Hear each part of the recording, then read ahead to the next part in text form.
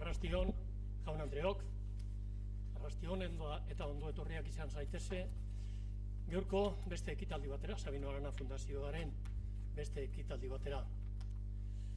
Benetan, pozgarria da, guretzat, honelako deialdi bati, era honetan erantzutea, gure aretoa, bete-beterik daukagu, eta zelan ez, gure konpromisoa hartu aldozue, emetik eta etorkizunera be, era berberean jarraituko dugula, fundazio honetatik, behintzat mundu bat hobea lortzearen aleginean, eta zelan ez, kasu honetan, Venezuelako egoera larria eta arduragarria ia bideratzen dan. Badakigu gaurko ekitaldi honek miraririk ez duela ingo, baina dana dalatik gure borondatea, era horretan, hildo horretatik doa gure borondatea, eta besterik ez badabe ekarpen txiki-txikitsu bat bakarri lortzen badugu gaurko honetan, gu posik geldituko ginateke.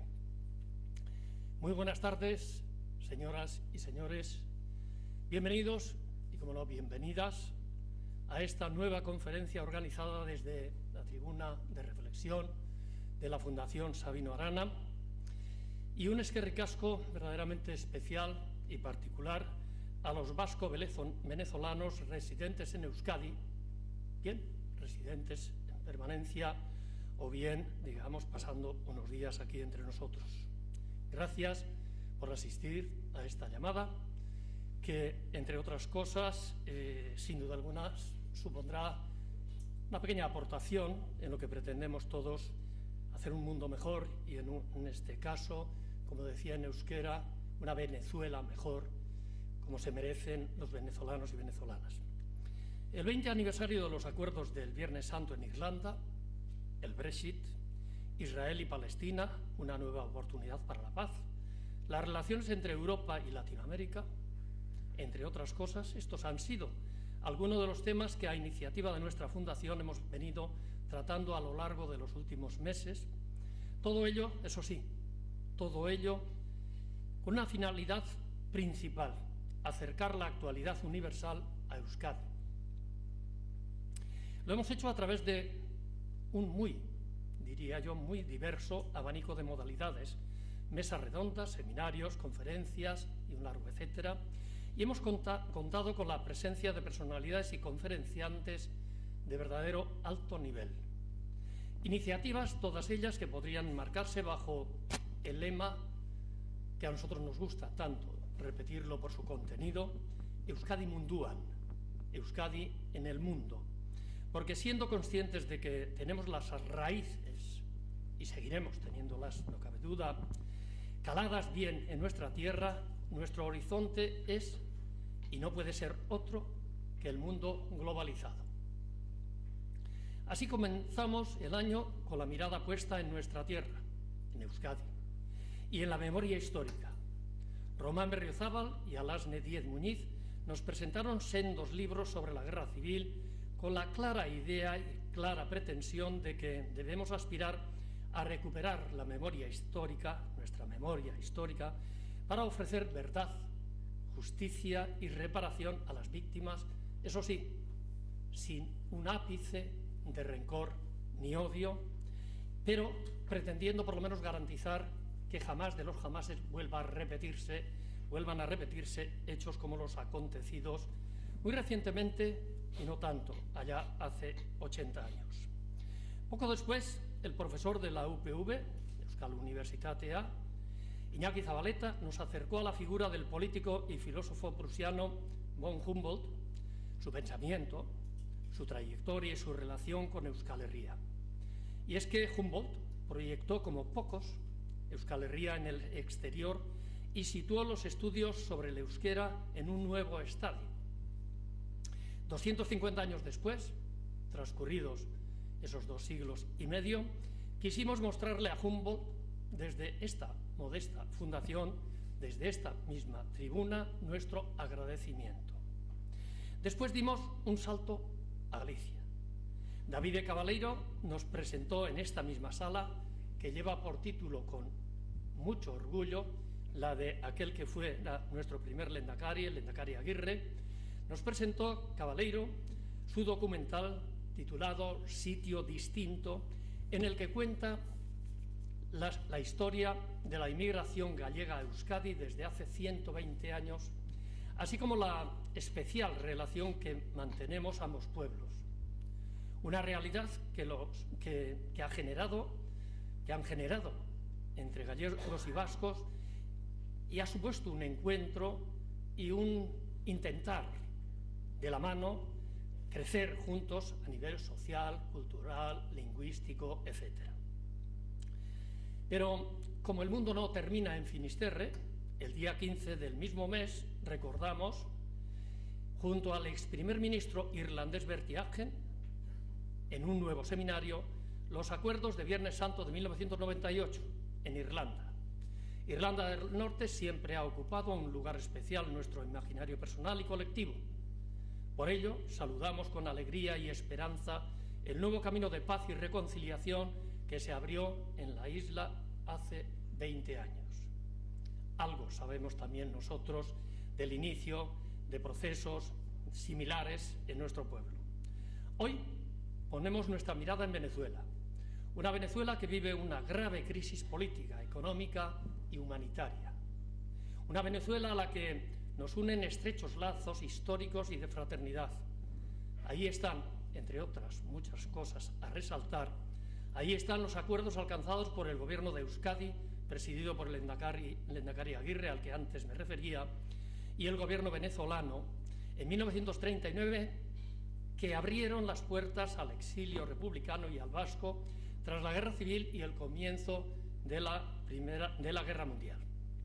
Por todo ello, Sabino Arana Fundazioa, termino, no puede menos que solidarizarse con Venezuela y su causa. Con este fin, hemos organizado esta mesa redonda para debatir la situación que se vive en aquel país hermano, con acreditados expertos en el tema que nos ocupa. Iñaki Anasagasti presentará más detalladamente a nuestros conferenciantes de hoy, y hoy le corresponde la labor de moderar este debate. Yo solamente agradecerles a nuestros conferenciantes su presencia y su disponibilidad para estar hoy con todos nosotros. Profesor José Manuel Puente, Carmen Beatriz Fernández, Iñaki Gainzarain y Alberto Galindo, mila esker gugaz izateagaitik, gure artean izateagaitik arratsalde honetan. Las aportaciones de ellos y ella, no dudo, han de resultar interesantes. No tengo la más mínima duda. Esperemos que ese futuro que ahora se ve muy oscuro y lleno de amenazas se torne lleno de oportunidades en la tierra de aquel libertador Bolívar, paisano nuestro. Besterik ez, Iñaki, zeutu zu berbea.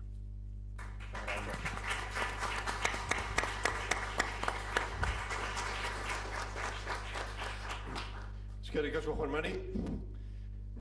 La verdad es que es un espectáculo estar aquí arriba porque veo más gente que en la votación de Maduro el domingo 20 de mayo, porque aquello fue un silencio ensordecedor. Y sin embargo esto está lleno. ¿Por qué está lleno? Porque Venezuela importa, Venezuela duele, Venezuela se quiere, Venezuela es un país para querer, ¿no? Como aquella. Y estamos aquí con un elenco de lujo. Yo creo que va a ser muy interesante esta conferencia. Simplemente Juan Mari me ha dicho, oye, recuerda que la gente tiene debajo en su fundillo, en la silla, unas tarjetas para hacer las preguntas. Hacemos las preguntas aquí no vamos a coartar ningún tipo de pregunta, de manera que en el transcurso de la propia charla estará Anne por ahí recogiendo las preguntas que podáis formular.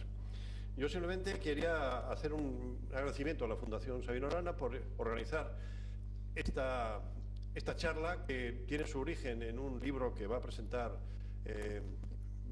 Carmen Beatriz, y que a raíz de eso pues hemos logrado coordinar una serie de esfuerzos para que tengáis una impresión de lo que está ocurriendo en Venezuela después del 20 de mayo y una situación además que es líquida, ¿no? Porque continuamente están sucediéndose noticias de Venezuela a pesar de que de Venezuela apenas se habla. Tenemos, por ejemplo, reuniones de la Unión Europea, del Parlamento Europeo, del Grupo de Lima, Hay preocupación mundial porque es un país tan maravilloso que está en una situación de crisis humanitaria, de crisis total, de desabastecimiento y sobre todo de que su materia más importante, la materia gris de la gente joven, se está marchando del país, ¿no? Nosotros lo que tenemos fundamentalmente con Venezuela es un gran agradecimiento. Venezuela, como ha dicho Juan María Atutxa, abrió sus puertas en el año 39 al exilio vasco. Concretamente yo me puedo poner como ejemplo porque nací allí como consecuencia de ese exilio, pero también el mejor centro vasco de toda América, a pesar de los argentinos, está en Caracas, no está en Argentina, está en Caracas. Eso, y luego el gobierno vasco en el exilio se mantuvo fundamentalmente con las ayudas económicas de aquel exilio, y tuvimos una radio clandestina, la Radio Euskadi. Por eso cuando la gente dice, oiga, ya está bien de hablar de Venezuela porque Venezuela está muy lejos. Oiga, no, porque aquí os va a hablar Iñaki Gainzarain de una situación penosa que viven los pensionistas. Los pensionistas reclaman sus derechos, claro que sí, pero también los pensionistas vascos y los pensionistas venezolanos reclaman sus derechos porque no cobran pensión. Y también de eso vamos a hablar en este momento. Finalmente, a hacer un apunte, además un apunte novedoso. En Cumaná, donde yo nací, en el oriente de Venezuela, estado Sucre, pues había una pequeña colectividad vasca, en la cual una familia de ellas tenía 2 hijos, Josu y Miquel. Bueno, pues Josu, Jesús González Zárate, que era el obispo auxiliar de Caracas, lo han hecho el Papa esta semana arzobispo de Cumaná. De manera que los cumaneses vamos prosperando poco a poco y estamos en ello. Yo hoy he tenido la satisfacción de llamarle al obispo de Vitoria y decirle, oye, tienes un hijo de Vitoria que es obispo de Cumaná. Y bueno, vamos a empezar la disertación. Hemos negociado, eran 15 minutos, pero el profesor José Manuel Puente ha negociado con Carmen Beatriz para quitarle 5 minutos para hacer una primera intervención de 20 minutos con pendrive y luego haya posibilidades de que vosotros preguntéis lo que estiméis oportuno. Y vamos a con la presentación primero del profesor José Manuel Puente, que, bueno, tiene un currículum fantástico, ¿no? Esto parece... Voy a empezar, ¿no? Es caraqueño, ¿no? Absolutamente. Del Hospital Clínico Universitario. Claro. Profesor titular del Centro de Políticas Públicas del Instituto de Estudios Superiores de Administración IESA. Profesor visitante en la Universidad de Oxford. De aquí se va a Oxford y luego de Oxford irá seguramente a Venezuela, ¿no? Pero anda entre Oxford y Venezuela, o sea que no es mala vida, ¿no? Por lo menos puede hacer una comparación en parte de esos periplos de 6 meses que, bueno, puedes decir en Oxford cómo se está viviendo en Venezuela.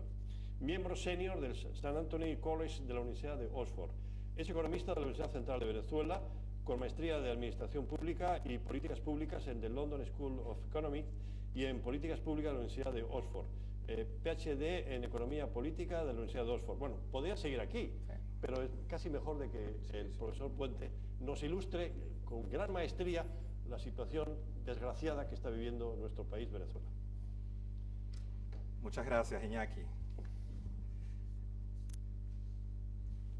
Muy buenas tardes. Yo voy a hablar desde aquí abajo para poder vernos a los ojos. Sí, está bien. Quiero solo brevemente dar el agradecimiento a la Fundación Sabino Arana por la invitación, a Carmen Beatriz por generar el puente, a Iñaki y a todo el grupo de ponentes que me acompaña. Yo soy venezolano, pero soy hijo de inmigrantes españoles. Igual que muchos de ustedes, una parte de mi historia está en este lugar y me da mucho gusto estar en España. Nadie es perfecto, yo no lo soy economista y voy a hablar en 20 minutos muy brevemente sobre el tema económico para darles un resumen ejecutivo del drama económico y social que está viviendo Venezuela. Venezuela en los últimos 30 años había vivido múltiples crisis.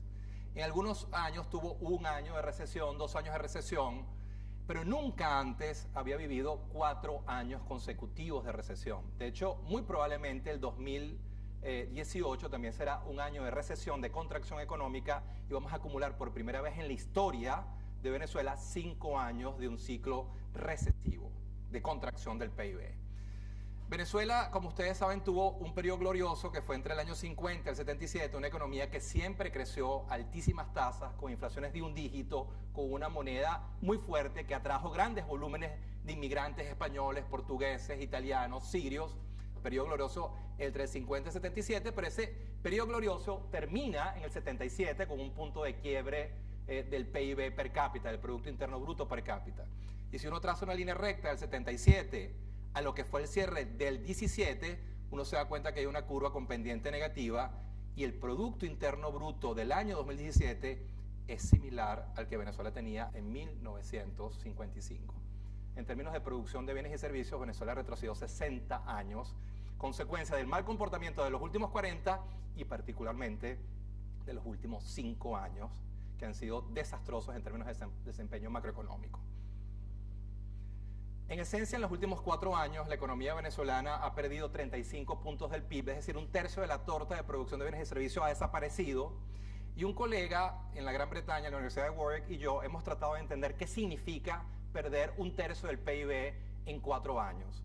Y para poder verificar esto empíricamente, armamos 2 bases de datos. Una del Banco Central de Venezuela, entre el año 50 y 2015, el último año que el Banco Central publica data oficial, y una data del Fondo Monetario Internacional para 196 países para el periodo 80-2017, para ver qué significa esto en términos del mundo, de la historia económica del mundo. 2 láminas con los 2 de los resultados o resumen de los resultados más importantes. Estos 35 puntos del PIB perdidos en los últimos 4 años son mucho mayores a la crisis boliviana durante el 81-85, que también vivió hiperinflación, muy superior a la crisis nicaragüense del 84-88 e inclusive el ciclo recesivo que ha vivido Venezuela es muy superior a una crisis mucho más reciente que fue la Argentina con el corralito. Argentina en esos 4 años perdió 18 puntos del PIB. Venezuela en 4 años perdió el doble. Conclusión, la crisis venezolana no tiene parámetros comparativos en los últimos 40 años de historia macroeconómica latinoamericana.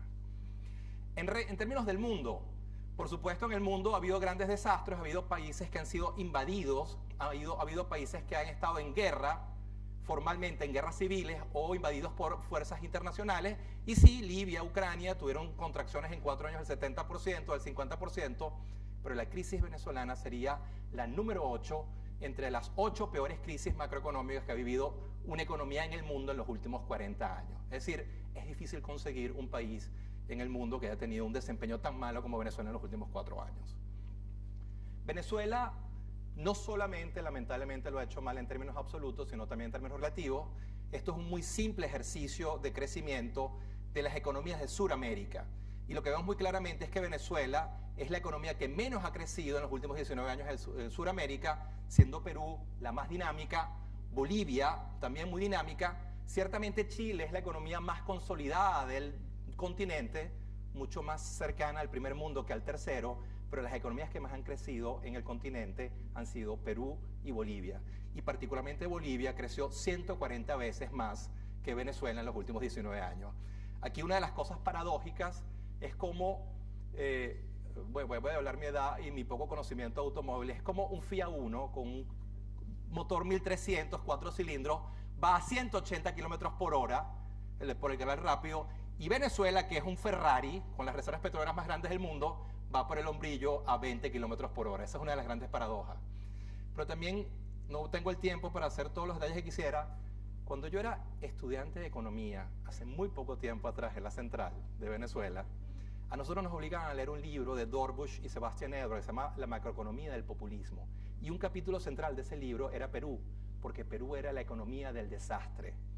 Esa economía del desastre, 25 años después, es la economía más dinámica del continente.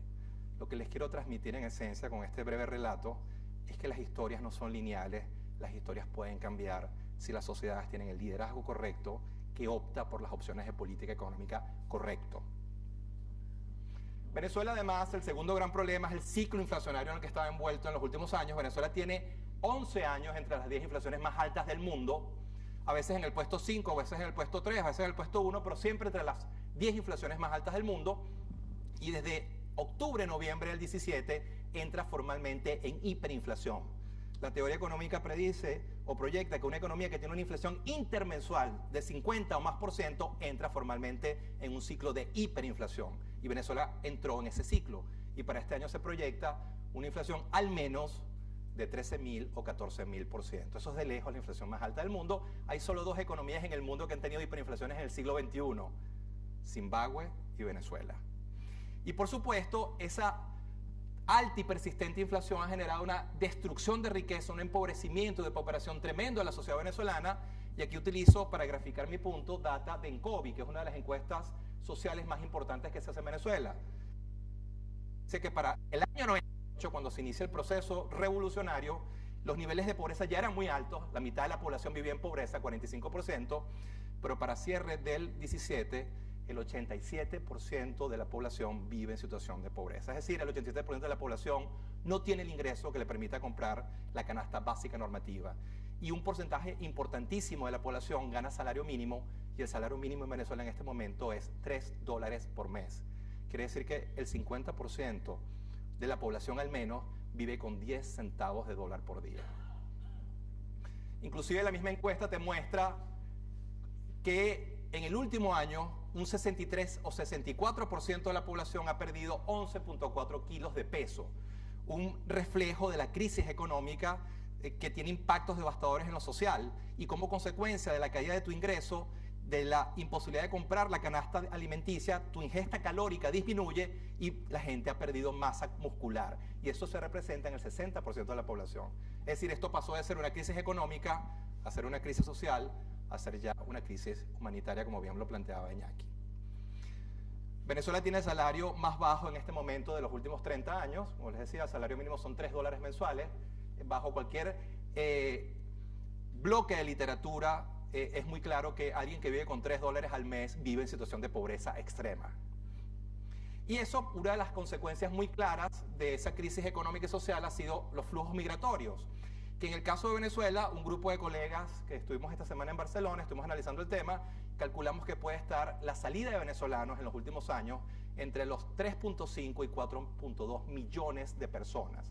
Es decir, es una cuantía muy grande, pero más importante que eso, la clase de gente que está saliendo de Venezuela es mano de obra altamente calificada. Tenemos los inmigrantes, y esto lo digo con mucha tristeza, probablemente mejor calificados del continente, porque todos nuestros pregrados, máster o gente con PhD ha salido de Venezuela, y eso es una pérdida de capital humano y de futuro tremenda que hay que parar. Si no lo paramos pronto, Venezuela no tiene futuro.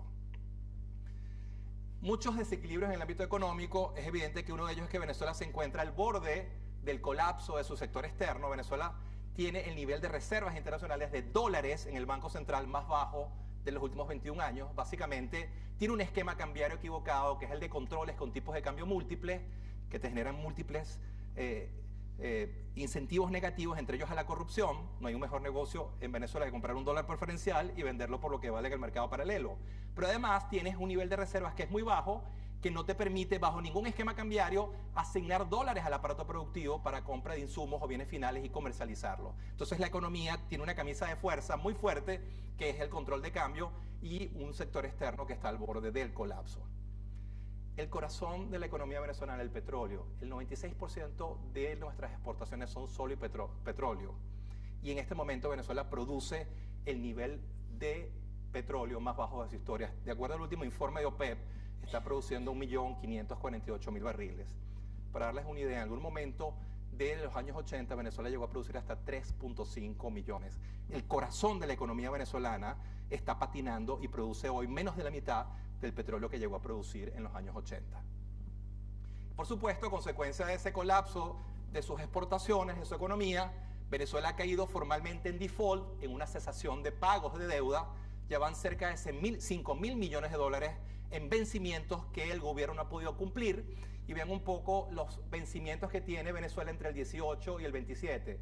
Cerca de 90.000 millones de dólares en vencimientos.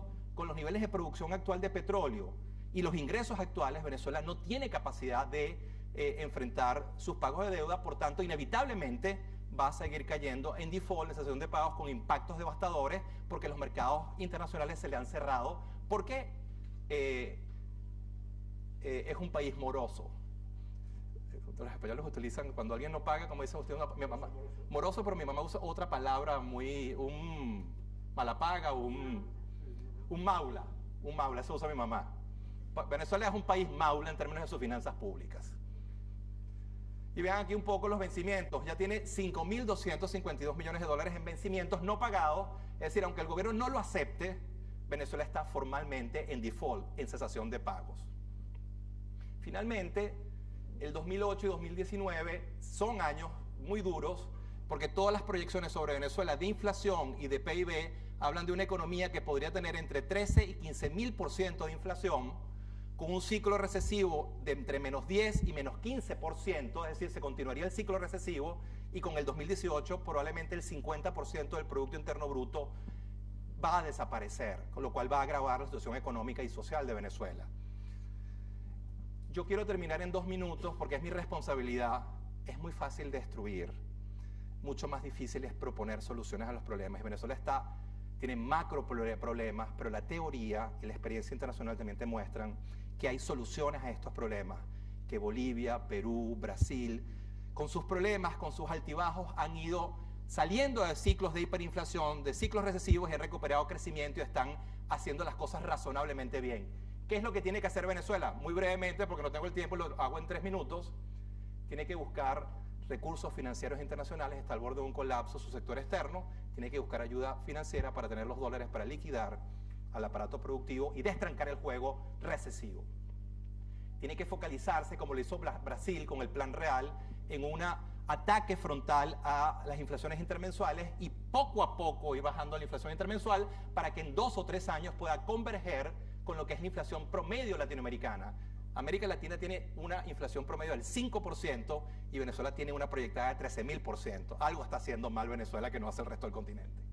Tienen que construir las bases para la recuperación del crecimiento, y lo hablábamos con Iñaki en el almuerzo. La revolución ha olvidado que si la torta de producción de bienes y servicios se sigue achicando, en la medida que se reduce la producción de bienes y servicios, tú solamente puedes redistribuir pobreza, inequidad y depauperación. Para que puedas redistribuir, tienes que hacer crecer la economía y la economía tiene que recuperar su senda de crecimiento.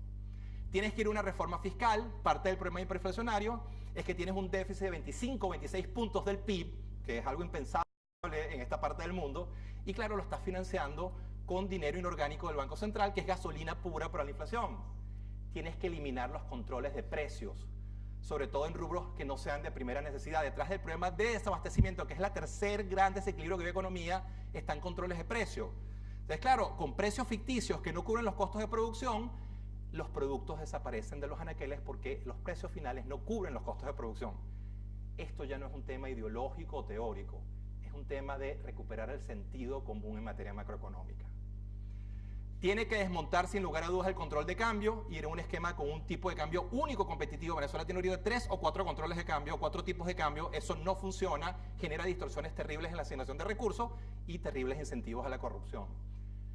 Tienes que ir a una reconstrucción, reinvención de tu industria petrolera. El sector petrolero tiene un problema de desinversión, de pérdida de capital humano. Sus mejores ingenieros se han ido y es por eso que la producción ha caído. Tienes que reconstruir lo que es el corazón de la industria petrolera. ¿Para qué? ¿Para depender solo del petróleo? No, para que el petróleo te ayude a impulsar el crecimiento de sectores alternativos, turismo, frutas tropicales, petroquímica, y puedas construir una economía como Noruega, que es una economía petrolera, pero que ha encendido 4, 5, 6, 8 motores de crecimiento que generan riqueza y bienestar. Tienes que reestructurar la deuda, sin lugar a dudas, no puedes sobrevivir los vencimientos, y finalmente, como estos son programas y reformas costosas, tienes que acompañar por razones de economía política, de sensatez, de estabilidad política y social, tienes que acompañar a estas reformas con una política social muy agresiva de subsidios directos focalizados a la mayoría más humilde del país, para que juntos, todos los venezolanos, transitemos este camino y sea sostenible las reformas tengan larga vida. Y algo que tiene que entender la revolución, el colapso macroeconómico, el peor desempeño de América Latina, la única economía con hiperinflación en el planeta en este momento, esos desequilibrios no son consecuencia de hacer reformas, son consecuencias exactamente de lo contrario, de no haber hecho reformas y dedicarte durante 19 años a arrancar la página del almanaque y solo hacer o decir lo que la gente quiere escuchar. El mundo político, el liderazgo político tiene que decirle a la sociedad la verdad de las cosas que tiene que hacer y las medicinas que tiene que instrumentar para poder volver a generar un ciclo positivo de crecimiento con abastecimiento y baja inflación. Con eso cierro y les agradezco mucho su tiempo. Después en la parte de preguntas podemos ir hacia la dirección que ustedes quieran. Muchísimas gracias.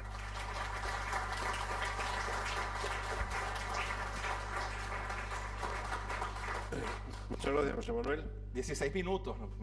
Fíjate que Te dejo 4, Carmen. Gracias por tu amabilidad. Has hablado de economía y la gente estaba atenta. O sea que interesa el tema. Bueno, nuestra segunda interviniente es Carmen Beatriz Fernández. Es urbanista de la Universidad Simón Bolívar, con maestría en Administración de Empresas y ESA, y maestría en Campañas Electorales y University of Florida. Es profesora del IESA en materia de comunicación política y profesora invitada de la Facultad de Comunicación de la Universidad de Navarra, donde es aspirante doctoral y dicta varios cursos en comunicación política, así como investigadora del Center of Internet Studies and Digital Life en la misma universidad. Y nos dijo, ¿verdad? Entramos directamente, ¿no? Claro, entramos directamente. Bueno, de nuevo muchas gracias. Encantada de estar aquí, encantada de que esté la casa llena. Es siempre un sustito tratar de organizar una cosa de esta y tener la duda, irá bastante gente, no irá bastante gente. Me complace muchísimo ver tanta gente amiga, tanta gente querida, tanta gente conocida. Muchísimas gracias de nuevo a Juan María Tucha, a Irune Zuloaga, a Miquel Purcaso, a José María Echeverría, que está por allí sentadito, por prestarnos esta casa para hablar de este tema que nos toca tanto y que nos duele tanto. Bueno, demoledores los indicadores que nos ha enseñado mi amigo Puente, y yo quiero hablarles más allá de esos indicadores, pero sin duda muy relacionados con los indicadores de un proyecto que estamos llevando a cabo, que es el proyecto del Reto Solidaridad, y que tiene que ver con el capital social, el tejido, la necesidad de preservar el tejido social en Venezuela. El Reto Solidaridad, bueno, nosotros hemos oído todos estos indicadores terribles y demoledores sobre la realidad venezolana, donde al bolsillo del venezolano normal lo que le significa es que los precios se le están duplicando cada mes.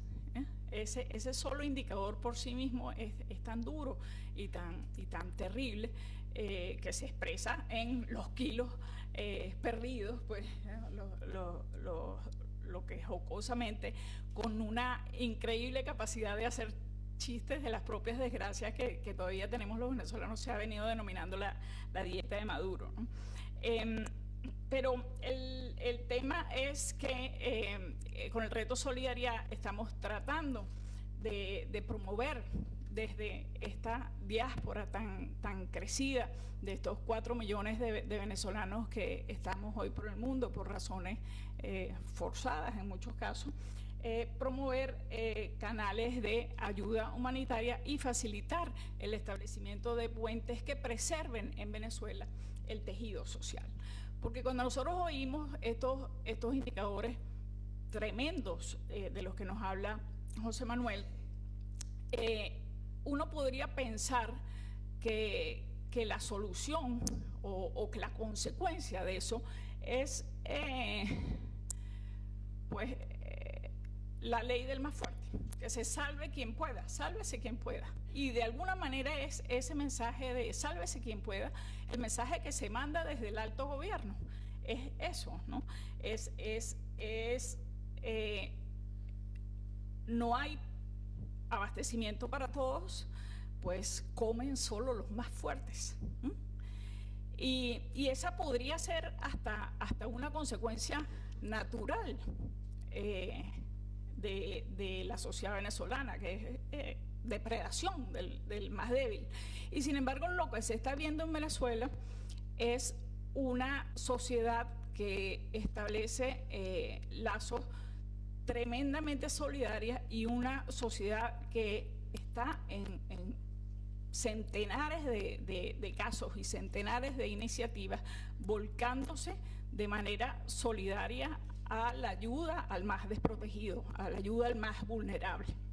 Entonces, eso es algo pues muy meritorio, es algo que yo creo que hay que resaltar, y es algo que te habla de que en Venezuela estamos viviendo una tiranía, sin duda, y es un proceso de tiranización que se ha iniciado hace ya pues más de una década, pero en esa tiranía está esa tiranía que representa hoy Venezuela, está llena de demócratas.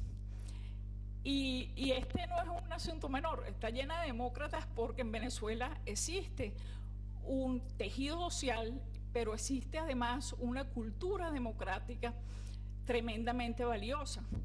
Y cuando nosotros vamos a analizar los indicadores formales, así como hay esta serie de indicadores económicos que son terribles, hay otra serie de indicadores políticos, indicadores de fortaleza democrática que son igualmente terribles.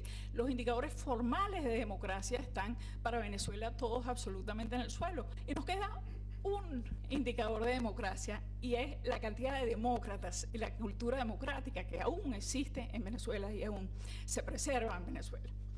Y yo estuve por trabajo la semana pasada en la República Checa, y me llamó muchísimo la atención esta frase que les traigo de quien fue el primer presidente de Checoslovaquia en 1918, hace 100 años. Y esta frase, cuando se instala la República, dice: ahora ya tenemos democracia, necesitamos solo algunos demócratas. Nosotros en Venezuela tenemos exactamente la situación contraria. Ahora tenemos tiranía, pero tenemos todavía una cultura democrática que vive entre los venezolanos y que vive en el ADN de los venezolanos, ¿no? Y es también, pensando un poco en el caso español y en el caso de cuando se establece en España la República. Hay una película muy bonita que retrata esos tiempos, que fue muy famosa en su momento, que es la lengua de las mariposas, ¿no? La lengua de las mariposas, la recordarán. Ahí el personaje principal es Fernando Fernán Gómez, y en un episodio de Fernando Fernán Gómez, él le dice, está hablando con sus compañeros republicanos, y le dice, nosotros necesitamos una generación en España que conozca la democracia. Si logramos formar, era maestro de niñitos de 7 años, si logramos formar a esa generación, nadie nunca podrá arrebatarnos la democracia. Y de alguna manera es la frase opuesta a la que decía Masaryk, este primer presidente checo, ¿no? Y es lo único que nos queda en Venezuela, y es lo que debemos tratar de preservar en Venezuela, y es precisamente esa cultura democrática y ese capital social, ese tejido social que existe en Venezuela. Y esto no es un tema menor, ni es un tema poético, y a lo mejor la referencia a la lengua de las mariposas suena así como un poco blando, digamos, pero existe evidencia muy sólida, evidencia teórica. Yo traje algunas cosas aquí para mostrarles de que cuando existe cultura democrática en un país, es difícil dejar escapar la democracia. Y yo creo que a esa esperanza tenemos que aferrarnos por un lado, pero trabajarlo por otro lado, ¿no? Creo que es importante. Porque al final, esto se trata, esto no es un invento, lo que vive Venezuela no es un invento, de Maduro, ni es un invento de Chávez, es un invento que tiene 100 años, pues es el invento del comunismo, y es el invento del totalitarismo, y es la ambición del control total mediante el uso de la fuerza y el uso de la opresión de una sociedad, ¿no? Y en el caso venezolano, como en muchos otros casos, básicamente el argumento ideológico es simplemente una excusa para esconder detrás de banderas de izquierda, entre comillas, pues esa ese esfuerzo por controlarlo todo y oprimir a todos, ¿no? Entonces, y esto lo hemos visto, pues, bueno, en la República Checa es impresionante el Museo del Comunismo y muy doloroso ver tantas analogías, ¿no? Pero estoy tocada por la experiencia del viaje, pero en el fondo la pérdida del capital social es una misión explícita del comunismo, porque tú en el comunismo necesitas impulsar la desconfianza, necesitas romper las redes sociales, las redes que existen en una sociedad y necesitas sembrar desesperanza y necesitas que exterminar la confianza, ¿no? Eso de que que tu cuñado pueda delatarte, que tu hermano, que tus hijos puedan delatarte, ¿no? Es un poco lo que pasó en toda la Unión Soviética y como en todos los países comunistas y los que fueron comunistas, la pérdida del capital social es una pérdida muy notable y que luego tiene incidencias muy importantes en la construcción de la sociedad y la construcción del progreso de la sociedad. Por eso yo creo que es el capital social, digamos, lo que hay que trabajar, y eso es un poco el objetivo que está detrás de esta iniciativa, este libro que vamos a presentar al final, pero que más allá de un libro es un proyecto, ¿no? Y es un proyecto basado en este tema, pues, en la preservación del capital social y de la cultura democrática. Porque, fíjense, bueno, hablamos de la lengua de las mariposas, y de Fernando Fernán Gómez, pero más sólido, digamos, más bonito lo dice Fernando Fernán Gómez, pero más sólido lo dice este académico polaco de la Universidad de New York University, que después de analizar 3.000 procesos de cambio político en el mundo, llegó a la conclusión de que cuando tú has vivido la democracia, y vivir la democracia es tener al menos 2 periodos de alternabilidad democrática, es muy difícil que una sociedad abandone su democracia, abandone su ambición por la democracia y se instala en ese momento la cultura democrática como parte del deber ser de una sociedad.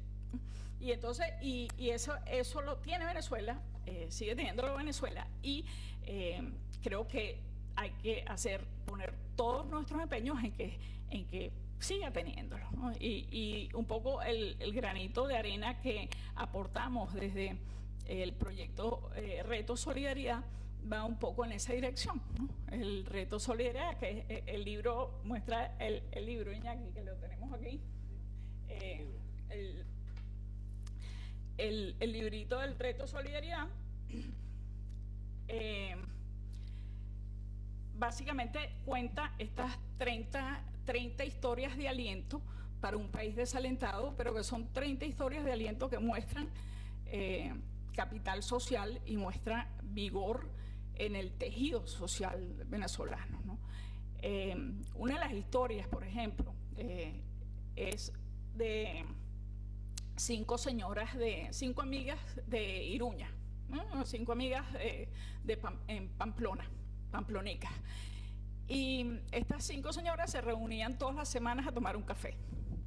Son 5 señoras que no son venezolanas. Y entonces, bueno, ¿tú qué quieres?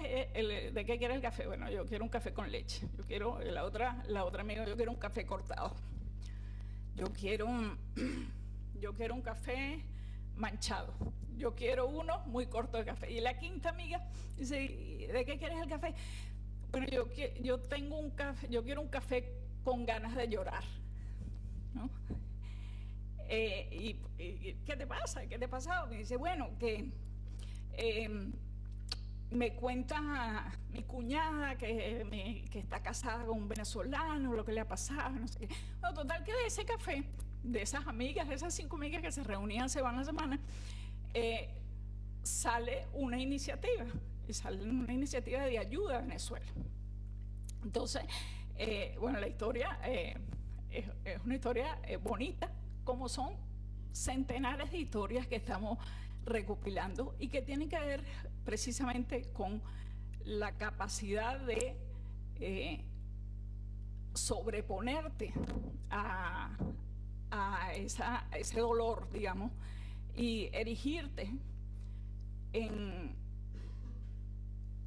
un esfuerzo de resiliencia personal y ayudar a quien lo está pasando peor que tú. Y bueno, eso... Además, Carmen Beatriz, me contaste una vivencia tuya de ayer, de que ella volvía de Praga con este problema de la huelga de controladores y se encuentra en el hotel donde los alojaron a una muchacha que ella nota enseguida que su acento es venezolano, le pregunta si es venezolana, dice que sí, y saca la conclusión y le dice que estaba trabajando ayudando allí a hacer las habitaciones, pero ella de profesión es controladora aérea. Imaginaros un país que un controlador aéreo, con lo que significa eso, esté en Madrid haciendo trabajos que son muy dignos, pero indudablemente no está preparada para ese tipo de cosas, significa que el país es un país que está en bancarrota total. Muy bien. Pero, o sea, yo no quería terminar llorando, ¿no? Pero creo que hay... creo que hay mucho que aprender de Euskadi.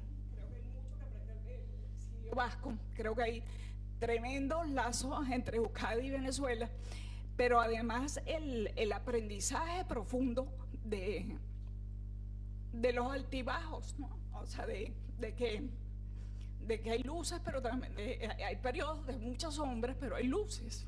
Y uno tiene que superarlo y tener en la mira lo que es el deber ser y a dónde te debe llevar ese deber ser, ¿no? Gracias.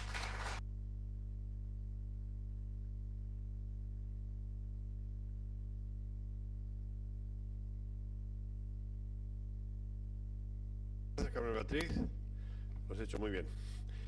Ahora vamos a hablar de cosas que pueden interesar a un sector de la población que no solamente son los lunes al sol que se reúnen en el Ayuntamiento de Bilbao, sino que son los pensionistas de Venezuela que no cobran pensión, y que es un tema candente, interesante, y que además es una inmensa injusticia, y que Iñaki Gaizarain pues está llevando a cabo una especie de labor de coordinación muy importante, muy interesante. Iñaki es licenciado en Matemáticas en la Universidad Simón Bolívar, maestría en Ingeniería de Sistema, profesor de carrera de Matemáticas de la Simón Bolívar y fundador y gerente del Centro Cooperativo de Caracas, ubicado en Catia, Caracas, y vive en Donosti. Tienes la palabra, Iñaki.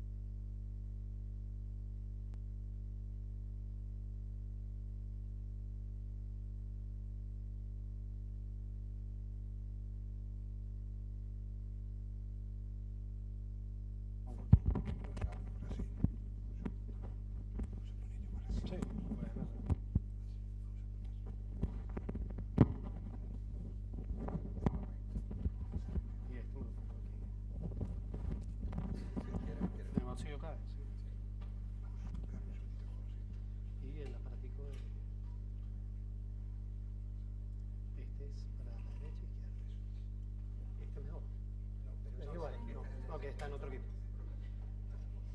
Bueno, buenas tardes, Arratsaldeon. Iñaki, En primer lugar, me pidieron que hiciera una breve reseña del tema migratorio y después entrar en el tema de, digamos, de los viacrucis que ha tenido ese proceso de migración, que es el de los pensionados y jubilados, que hoy por hoy están repartidos en varias partes del mundo, y estaremos hablando un poco más bien de los que están iba a decir Caracas, pero no es Caracas, en Donosti, en Euskadi y en la región del Estado español, y también, digamos, cosas que manejamos a nivel general, ¿no? Déjeme adaptarme un momentico con el aparatico. Okay. Y tenías lo de la luz, para apuntar con luz. Ese tiene también. Sí, ¿dónde? Debe ser, ¿no? Ya que estamos en la etapa de la mira. Ponte un poquito más arriba. Más arriba. Okay. Ahora, mejor, ¿no? Me va a chirriar aquí. Sí, ahora se escucha. Ya he sido antecedido con información muy precisa, por lo tanto pasaremos rápido estas láminas, pero sí quería destacar elementos muy puntuales del proceso de lo que ha sido la migración. Nosotros tenemos, y le puse un título porque a las cosas a veces hay que ponerle un título para visualizarla, el proceso de estos últimos 5 años podríamos caracterizarlo como una migración del avión al autobús. Lo que hoy por hoy se está viendo en la Venezuela de hace probablemente 1 año y medio para acá, es que la gente está teniendo mucha más dificultad para salir. ¿Cuántos de los que están en esta sala han venido recientemente a estas tierras? ¿Podrían levantar la mano? Bueno, yo también me incluyo. Bueno, tenemos unas cuantas manos levantadas. ¿Cuántos han venido en el último año? Bueno, casi la mitad de los que levantaron la mano vinieron recientemente, gracias a Dios, por avión, ¿verdad? Ok. Esta foto que está aquí no solamente es migración, es frontera con Colombia, y con Colombia se va para comprar comida y regresar, o para irte al periplo que viene después, ¿no? La etapa anterior, la primera etapa que podríamos nosotros distinguir, es la etapa del goteo, que ya lo habían mencionado. Fue gente saliendo porque ya se da cuenta que había muchos problemas políticos y económicos, más además problemas de seguridad personal. Pero hay unos eventos, porque hay que recordar que todo esto ocurre en el marco de un proceso político. Esto no es una cosa que un día nos cansamos de vivir en Venezuela y decidimos irnos. Aquí hubo un conflicto, en el caso petrolero, digamos, un fraude en el evento revocatorio del 2004. Esos son detonantes que fueron disparando a la gente a decir, aquí está pasando algo que no me cuadra el papel también del liderazgo político, porque no podemos hablar de que todo es malo de un lado nada más. Ha habido fallas del lado de la dirigencia política. ¿Quiénes están aquí? Como dijo muy bien José Manuel, me perdonan con los nombres, José Manuel, gente muy preparada. Después nosotros tenemos, me imagino para bajar aquí,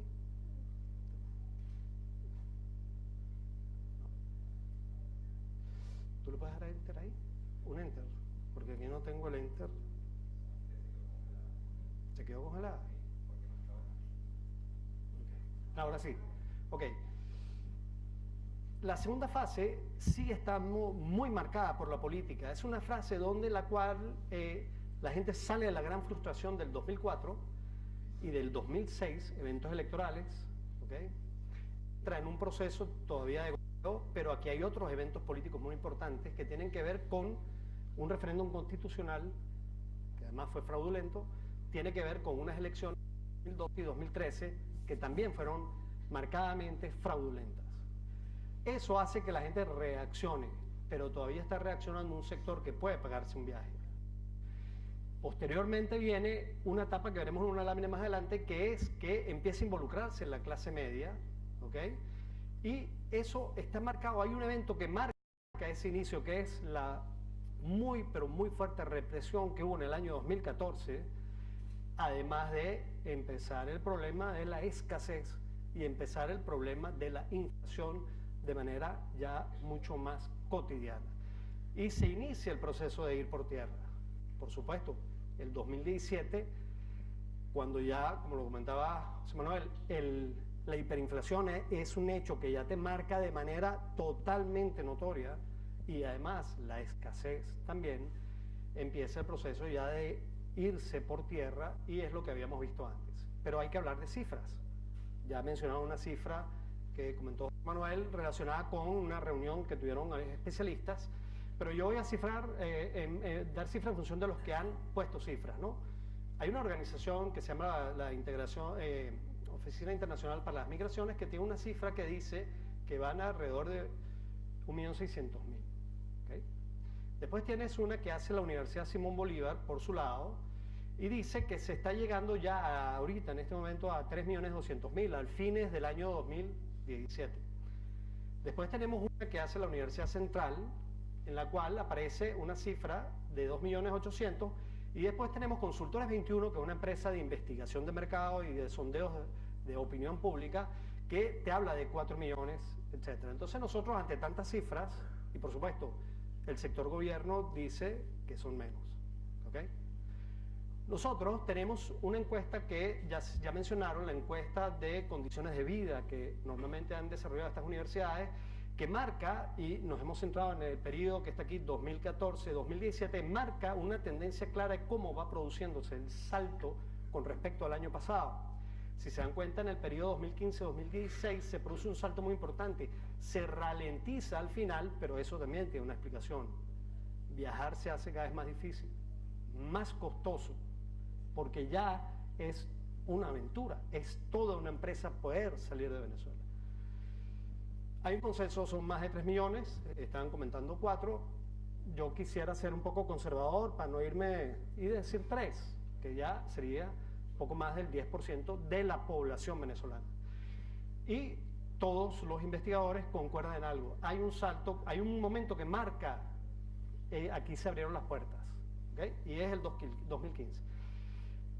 ¿De dónde han salido los venezolanos? Bueno, Consultores 21 de nuevo expresa, hay una parte importante del occidente del país que tiene que ver con Colombia, que es la ruta elegida para ir a Centroamérica, Colombia, Perú, Chile y Argentina.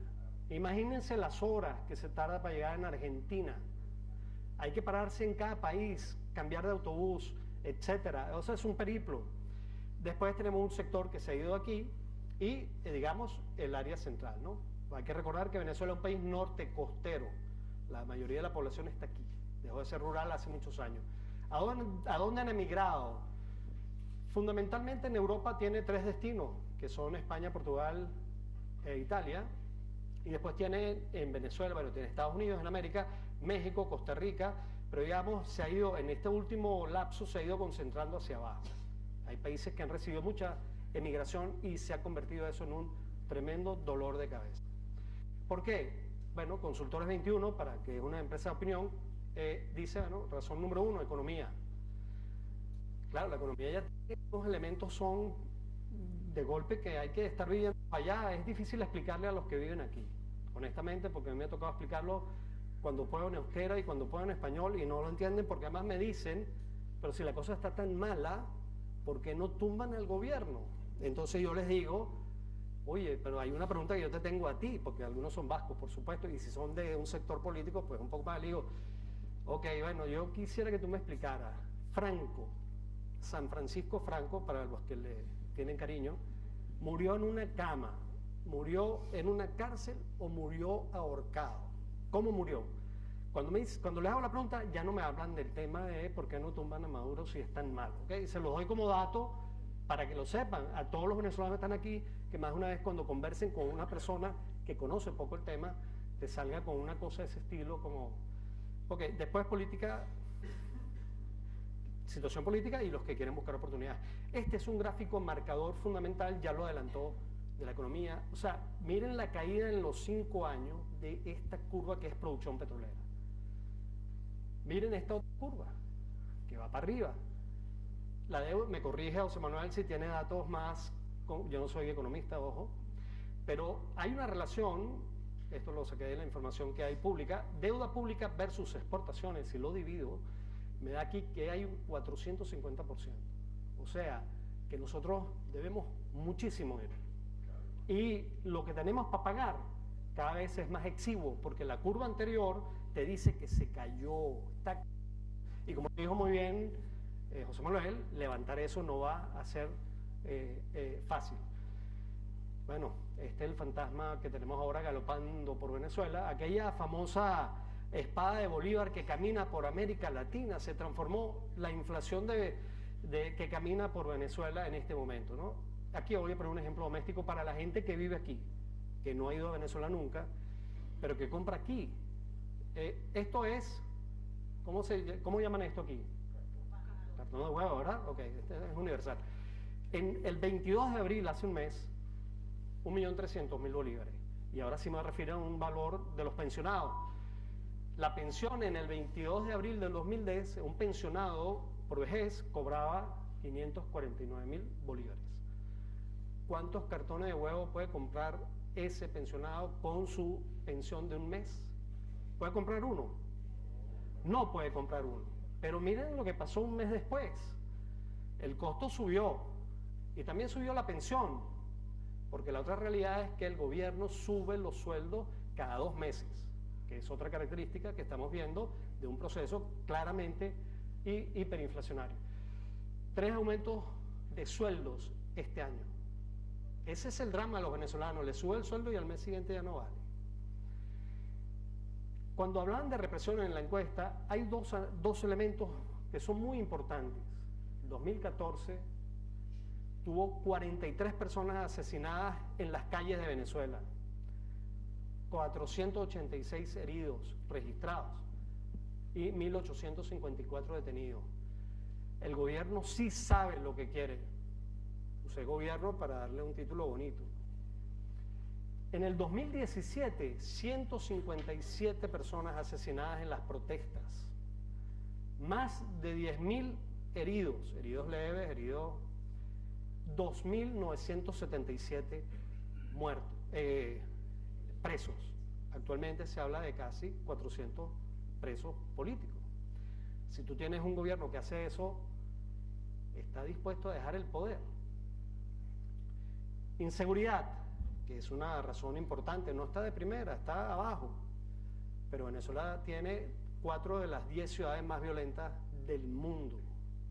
4. Ahora vamos a entrar en el territorio de uno de los viacrucis. La migración tiene muchas caras. Aquí vamos a ver la cara del drama que tiene un pensionado jubilado. Que por cierto, para los que viven aquí, y son algunos de ustedes pensionados de aquí, ¿puede levantar la mano? ¿Cuántos pensionados hay aquí que cobren por aquí? Ok. Que saben perfectamente que ahora hay una pelea por mejorar un poco las pensiones, ¿verdad? Ok. Escuchen la película venezolana en el exterior. El sistema cambiario es un tema enredado. Yo solamente me voy a referir a lo que tenía que ver con la herramienta para cambiar bolívares a euros para pagarle a un pensionado aquí. ¿Ok? Hasta diciembre del 2017 las pensiones en teoría se tenían que haber cambiado con una tasa oficial que se llamó DIPRO, nombre bonito, divisa protegida. El régimen protegía la divisa que permitía ese negocio. 10 bolívares, $1. A partir de 2018 desapareció, no hay mención, no aparecemos ni mencionados, bueno, yo no soy pensionado todavía, los jubilados ni en el exterior, no aparecen en una declaración de autoridad alguna en Venezuela. La pensión vamos a usarlo cariñosamente, ojo, los viejitos, es en diciembre 230.000 bolívares. Y la fórmula para cobrar, porque para cobrar aquí hay que cobrar en euros, no en bolívares. Ojo, en los 70 el bolívar se cambiaba en el mundo, por cualquier parte del mundo tú podías cambiar bolívares, ¿ok? Tú agarras la pensión en bolívares, la divides entre 10 y después lo multiplicas por la tasa de cambio de dólar a euro. Vamos a ver 4 ejemplos de esto para que vean cómo funcionaba esto. Funcionó hasta el 2015. Mayo 2014, ejemplos con información real. El sueldo, miren el sueldo de mayo 2014, 4.251 bolívares. Aplicada la fórmula, ¿cuántos euros da? 306 euros cobraban los pensionados hace unos cuantos añitos atrás aquí, los que recibían su pensión transformada en euros. Un año después, estoy eligiendo mayo porque el 1 de mayo, sabemos todos ustedes lo que es el 1 de mayo, siempre el gobierno venezolano históricamente hace ajustes salariales el 1 de mayo. Fíjense que el 1 de mayo del 2015, 6.000 bolívares, 600 euros. ¿Okay? Fue cambiando también la relación dólar-euro. Y después en mayo de 2016, y mire que pongo en caso que se hubieran pagado, tenían que haber pagado, el sueldo en bolívares era ya 15.000, tendrían que haber pagado 1.309 euros. Y en diciembre de 2017, que es el último mes que estaba bajo la tasa 10 bolívares, 1 euro, ¿ok? $1, perdón, tendrían que haber pagado los 230.000 bolívares que ganaba un pensionado en Venezuela, convertido a esto, y que son 21.000 euros. Y eso, aunque ustedes se rían, es un problema que existió en cantidad de actividades que se organizaban para los pensionados, por una sencilla razón, porque el actor local, cuando iba un reclamo, le decía, pero si las pensiones de ustedes son de lujo. Claro, porque ellos tenían el manual, y ellos decían, pero si a ti te van a pagar 21.000 euros por un mes. ¿Ok? Entonces ya aquí está claramente cómo la debacle del algoritmo que calcula sueldos de allá y los transforma acá a los pensionistas, muere, y por eso que hay más de 2 años y medio sin cobrar. Las fuentes son, pueden ir a Wikipedia y pongan para los sueldos mínimos, evolución de los sueldos mínimos, y encontrarán cuántas veces lo han aumentado. Ahora, hay otro drama en el Via Crucis. Un pensionado aquí, europeo, que decide mudarse y se va de Donosti a una ciudad un poco más tranquila como París, ¿verdad? Y decide vivir allá, va al INSS de aquí y le dice, ahora no me deposites aquí, deposítame aquí. Y al mes siguiente, esa persona cobra en la cuenta de allá. Aquí, el problema es que tú tienes primero que pedir una cita para censarte como pensionado. Te dan una cita, pasas un tiempo de 1 a 3 meses para ir a censarte. Después tienes una solicitud de traslado, porque tienes que pedir, ahora yo quiero el traslado de la pensión de allá para acá. Eso, otro mesecito. Y después el inicio del cobro en el exterior, si todo sale bien, eso tardaba 4 a 5 meses. Eso, para una persona que llegó, mis padres que llegaron aquí, tardaron en cobrar su primer mes casi 7 meses. ¿Ok? Mientras tanto le pagaran en Venezuela. Se cobró hasta el 2015, casi que mensualmente, puntual, casi. Al final ya empezaban las demoras por la fórmula del algoritmo. Y después tenemos que ver lo que tenía que ver con jubilaciones. Quiero aclarar un término. Los jubilados son una cosa y los pensionados son otra. La pensión que nosotros mencionamos en el caso venezolano es la llamada pensión de vejez. Y la jubilación es la jubilación, por ejemplo, de un profesor o un miembro que trabajó en la petrolera o en la compañía anónima pública de Venezuela y tiene una jubilación aparte. Tiene la pensión de vejez y la jubilación. Los trámites de la jubilación son otro periplo. ¿Okay? Lo voy a decir rapidito. Tiene que ir a una organización que se llama Sencoex y tenía que cobrar 6 meses. Preparar los papeles para meter 6 meses para cobrar. Si no te decían que no, te pagaban. Ese proceso terminó también en el 2015, dejaron de pagar. Hay gente que además, cuando te dicen que no pasó el filtro y te lo dicen por página web, muy difícilmente podías volver a rescatar la operación del semestre y perdiste el semestre y ese semestre se quedó en bolívares en Venezuela. La frecuencia era 2 veces al año si todo te iba bien. ¿Qué pasa a partir de enero 2016? A los que llegaban iban a hacer sus trámites igual, me voy a inscribir, dame mi cita, etc. Y después empiezan a pedir traslados. Aquí hay personas que han solicitado un traslado de pensión de Venezuela en los últimos 2 años. ¿Alguno? ¿Te han informado algo, Mari? No hay respuesta alguna. No se aprueban los traslados. Todos los pagos, quien hace el pago al final es el ente central, que es el que coordina la transferencia de dólares o euros, tiene todo paralizado, frecuencia de cobro 0, silencio administrativo total, no responden, bueno, ni el saludo. La foto y al día, pensionados que cobran exterior, que son, en el caso del Estado español, casi 9.000, 2 años y medio sin cobrar. jubilados más de 3 años sin cobrar, pensionados que solicitaron traslado de pensión después del 2015, no tienen respuesta, les siguen pagando en Venezuela, y ahora vamos a ver lo que significa que te paguen en Venezuela. El euro oficial, y ahora entra en juego otro nombrecito bonito, porque si algo hacía bien el régimen era colocar nombres. El DICOM, divisa complementaria, porque tú tenías la divisa protegida, la del 10, y la complementaria, que es un sistema de subastas.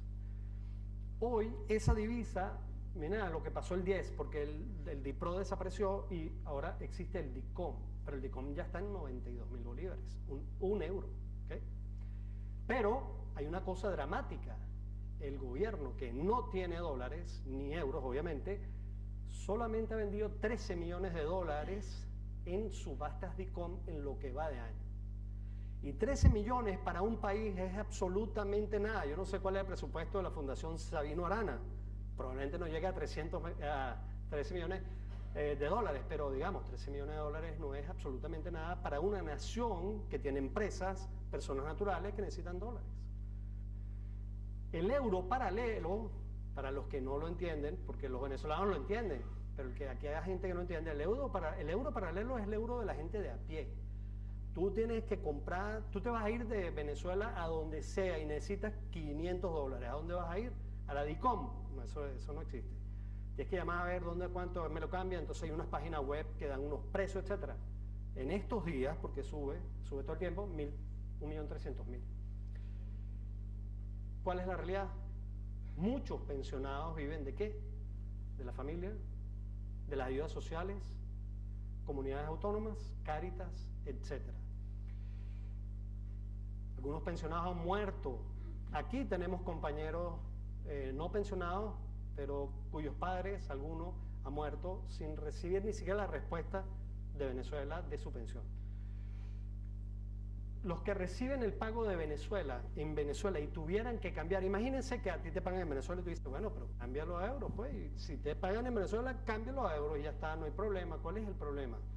Bueno, la tasa, si a ti te cambian con el DICOM de hoy, ese que vimos antes, un mes son 15 euros. Tu pensión de un mes, que está en bolívares, como la mandaste para acá, son 15 euros. Si la mandas al paralelo, es 1 euro. Un pensionado, si le dice a la familia, mira, vale, cámbiame eso a dólares, a euros, es eso, un mes. La realidad es que los pensionados y jubilados de Venezuela dejan ese dinero a los familiares en Venezuela. Respuesta a los afectados: desde hace 2 años nacieron asociaciones de pensionados y jubilados en las distintas comunidades autónomas. Se inicia una campaña de información y lobby, empiezan a ser conscientes a colectividades, hay un dolor de cabeza. Se crean, en el caso nuestro, la que tiene que ver con la comunidad autónoma del País Vasco, se creó en el año pasado, recientemente. Aquí hay pocos pensionados en este territorio. Y también se creó la federación que agrupa a las asociaciones, que se creó como un frente unitario de asociaciones de pensionados, ¿ok?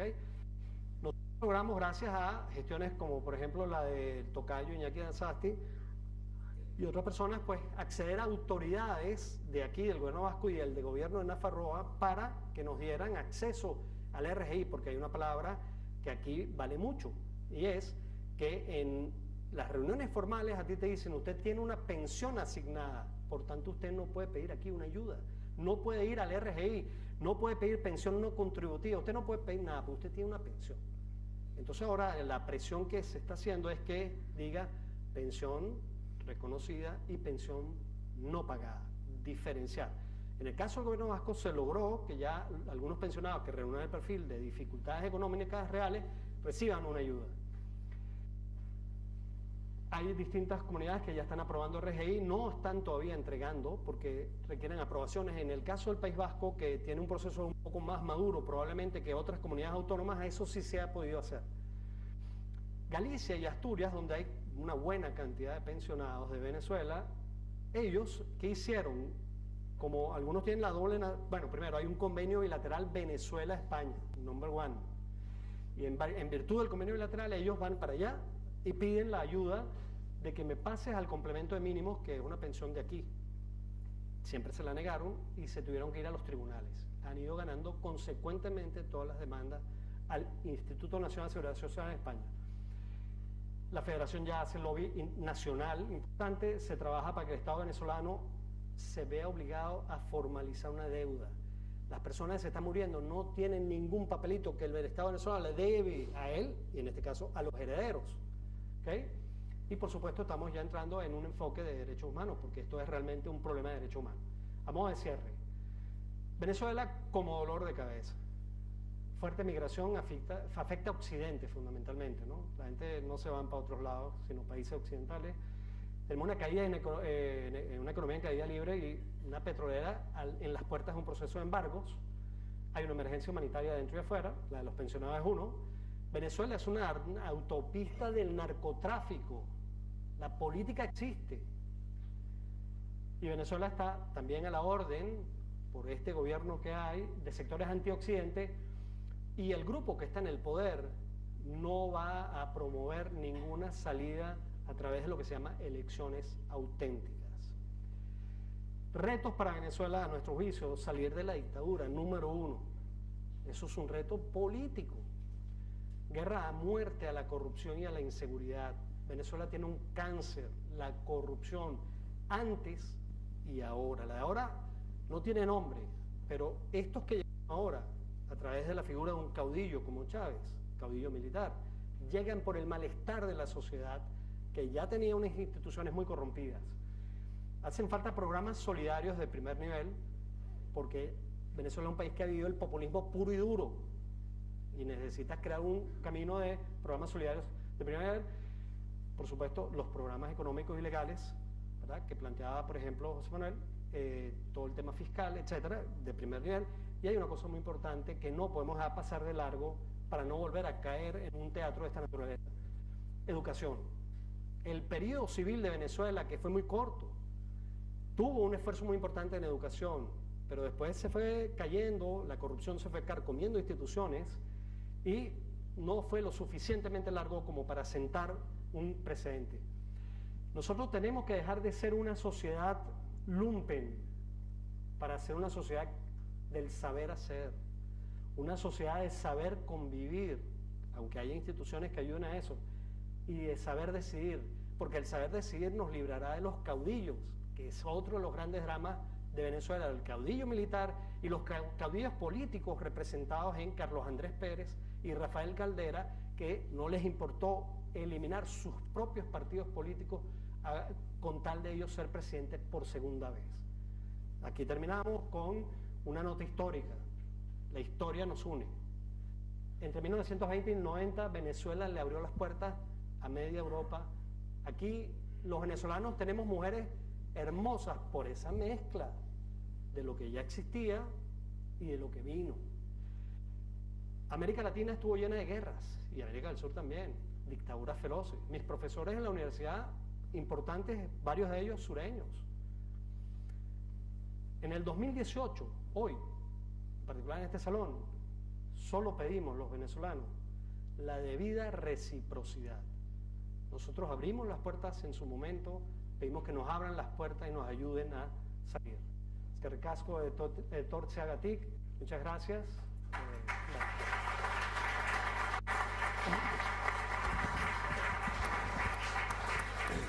Muchas gracias, Iñaki, y me imagino que después de la conferencia, si alguien te quiere consultar algo, Sí, tú estás dispuesto a lo que sea.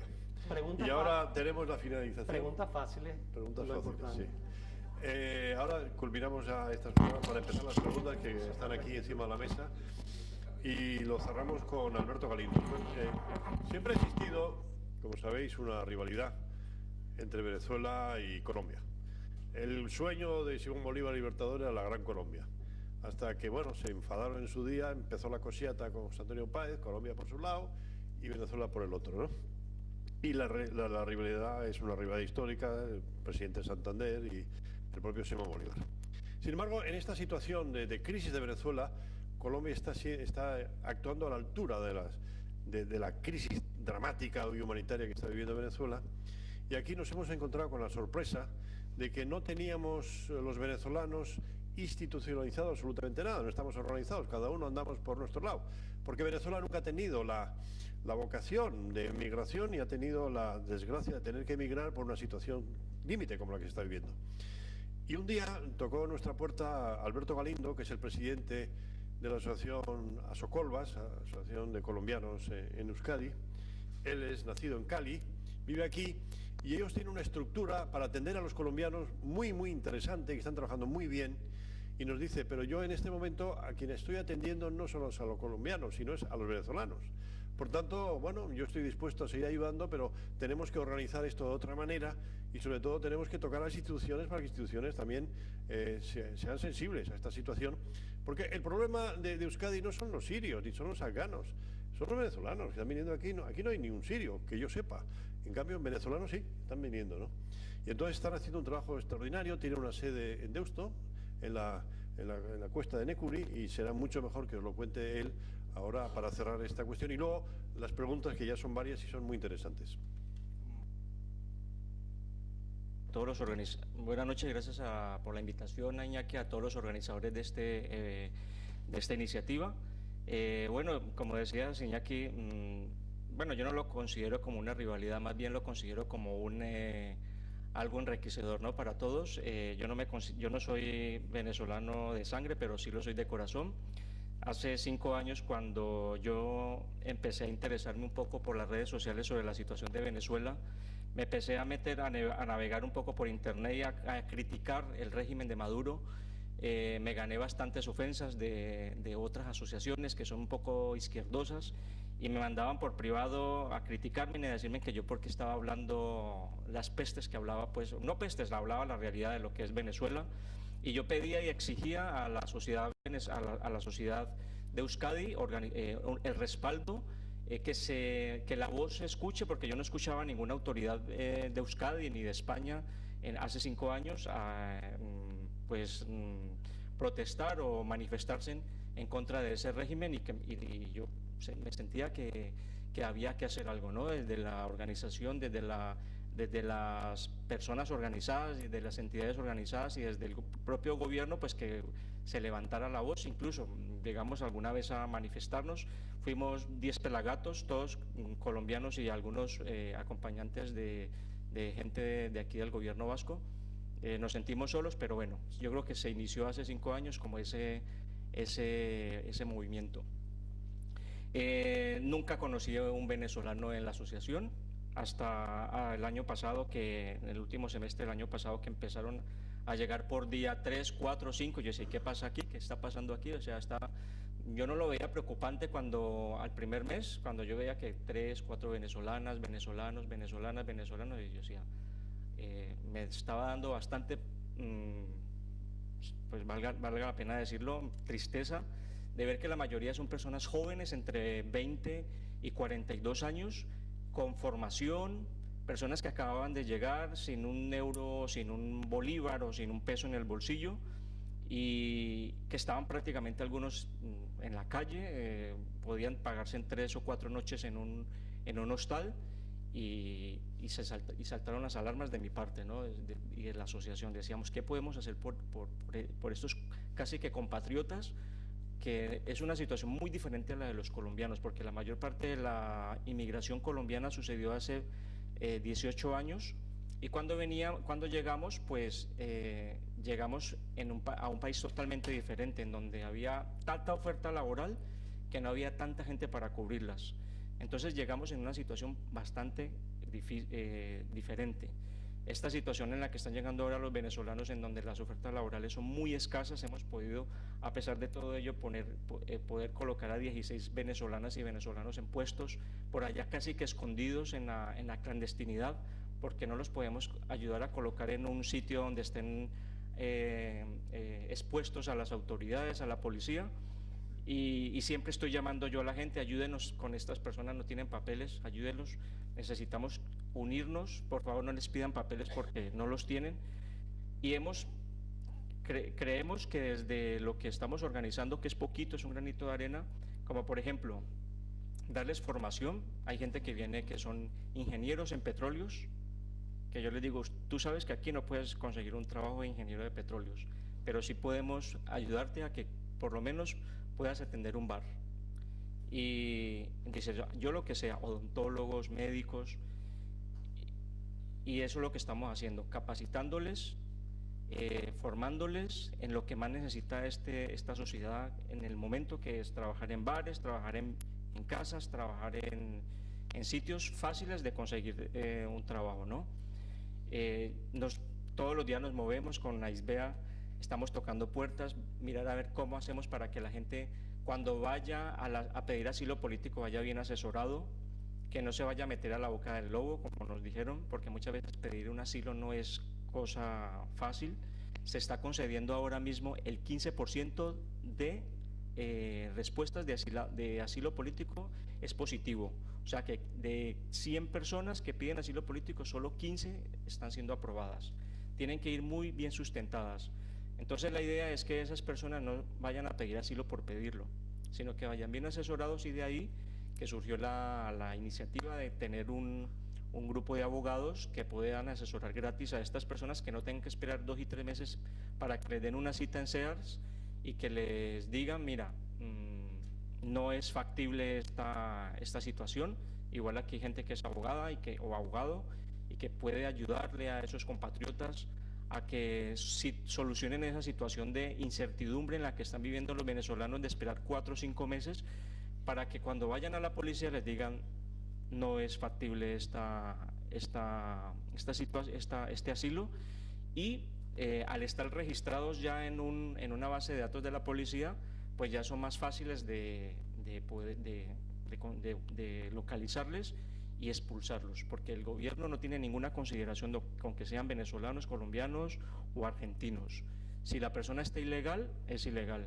Entonces, menos mal estamos en una comunidad en donde no hay tanta persecución. Aquí en Euskadi, yo les digo a los venezolanos que van a mi asociación, les digo, ni te vayas a asomar por Madrid, porque allí solamente llegando a la estación de autobuses hay un mogollón de policías, de guardia civil, y empiezan a pedir pasaportes, y muchos no los tienen, o sea, están prácticamente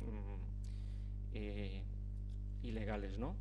Entonces la idea nuestra de Asocolvas es tenderle la mano a los venezolanos en la medida de nuestras posibilidades. Yo hice mi tesis doctoral en la inclusión de la población migrante en la parte de la laboral, y la conclusión es muy triste. Nosotros en esta sociedad todavía no estamos incluidos. Es muy difícil conseguir que los puestos laborales que nosotros pudimos haber desempeñado en nuestra sociedad los podamos desempeñar aquí. Es prácticamente, no imposible, pero muy difícil. Entonces, mucha gente llega pues con esa ilusión de que sabe muchísimo, de todos esos conocimientos, como decías, José Manuel, todo ese recurso humano que se está desplazando a estas sociedades, dejando a esa sociedad prácticamente empobrecida desde el punto de vista de los cerebros que tanto le han dado a esa sociedad, que tanto se han preparado, pues vienen aquí a lo que vienen, a esas pocas ofertas de trabajo que hay. Entonces yo les invito a las personas que están aquí que lo más importante de poder inmigrar es la unión. No actuemos de manera aislada, sino que las redes en las que nos movamos es lo más importante que podamos realizarlas, ¿no? Nosotros la mayor parte de los trabajos que conseguimos en Asocolva es por las redes que tenemos. Tenemos más o menos unos 5 grupos de casi 100 personas cada grupo. Somos 1054 afiliados, de los cuales 148 ya son venezolanas y venezolanos. Tenemos 4 grupos de formación, de las cuales el 65% son venezolanas y venezolanos. Se habla más venezolano que colombianos. En la asociación en estos momentos tenemos 2 personas venezolanas ayudándonos dentro de la asociación, y estamos todos los días escuchando costeños. De hecho, el primer venezolano que fue a Asocolvas me mintió, me dijo que era costeño. Yo le creí, estuve 2 meses pensando que era costeño. No sé por qué me lo dijo, y de Barranquilla, exactamente. Y me lo creí hasta que alguien me presentó, mira, es que esto es un compatriota mío. Yo le digo, ¿de dónde? ¿También eres barranquillero? No, somos de Caracas. Y me dice, pero tú me habías dicho que eras de Barranquilla, y se quedó rojo. Pero bueno, yo le pasé eso. Así que nada, pues les invito a que nos solidaricemos con nosotros mismos, ¿no? Yo sé que aquí la mayoría somos latinoamericanos, sois venezolanos. Lo más importante es la solidaridad, y les invito a eso. Muchas gracias.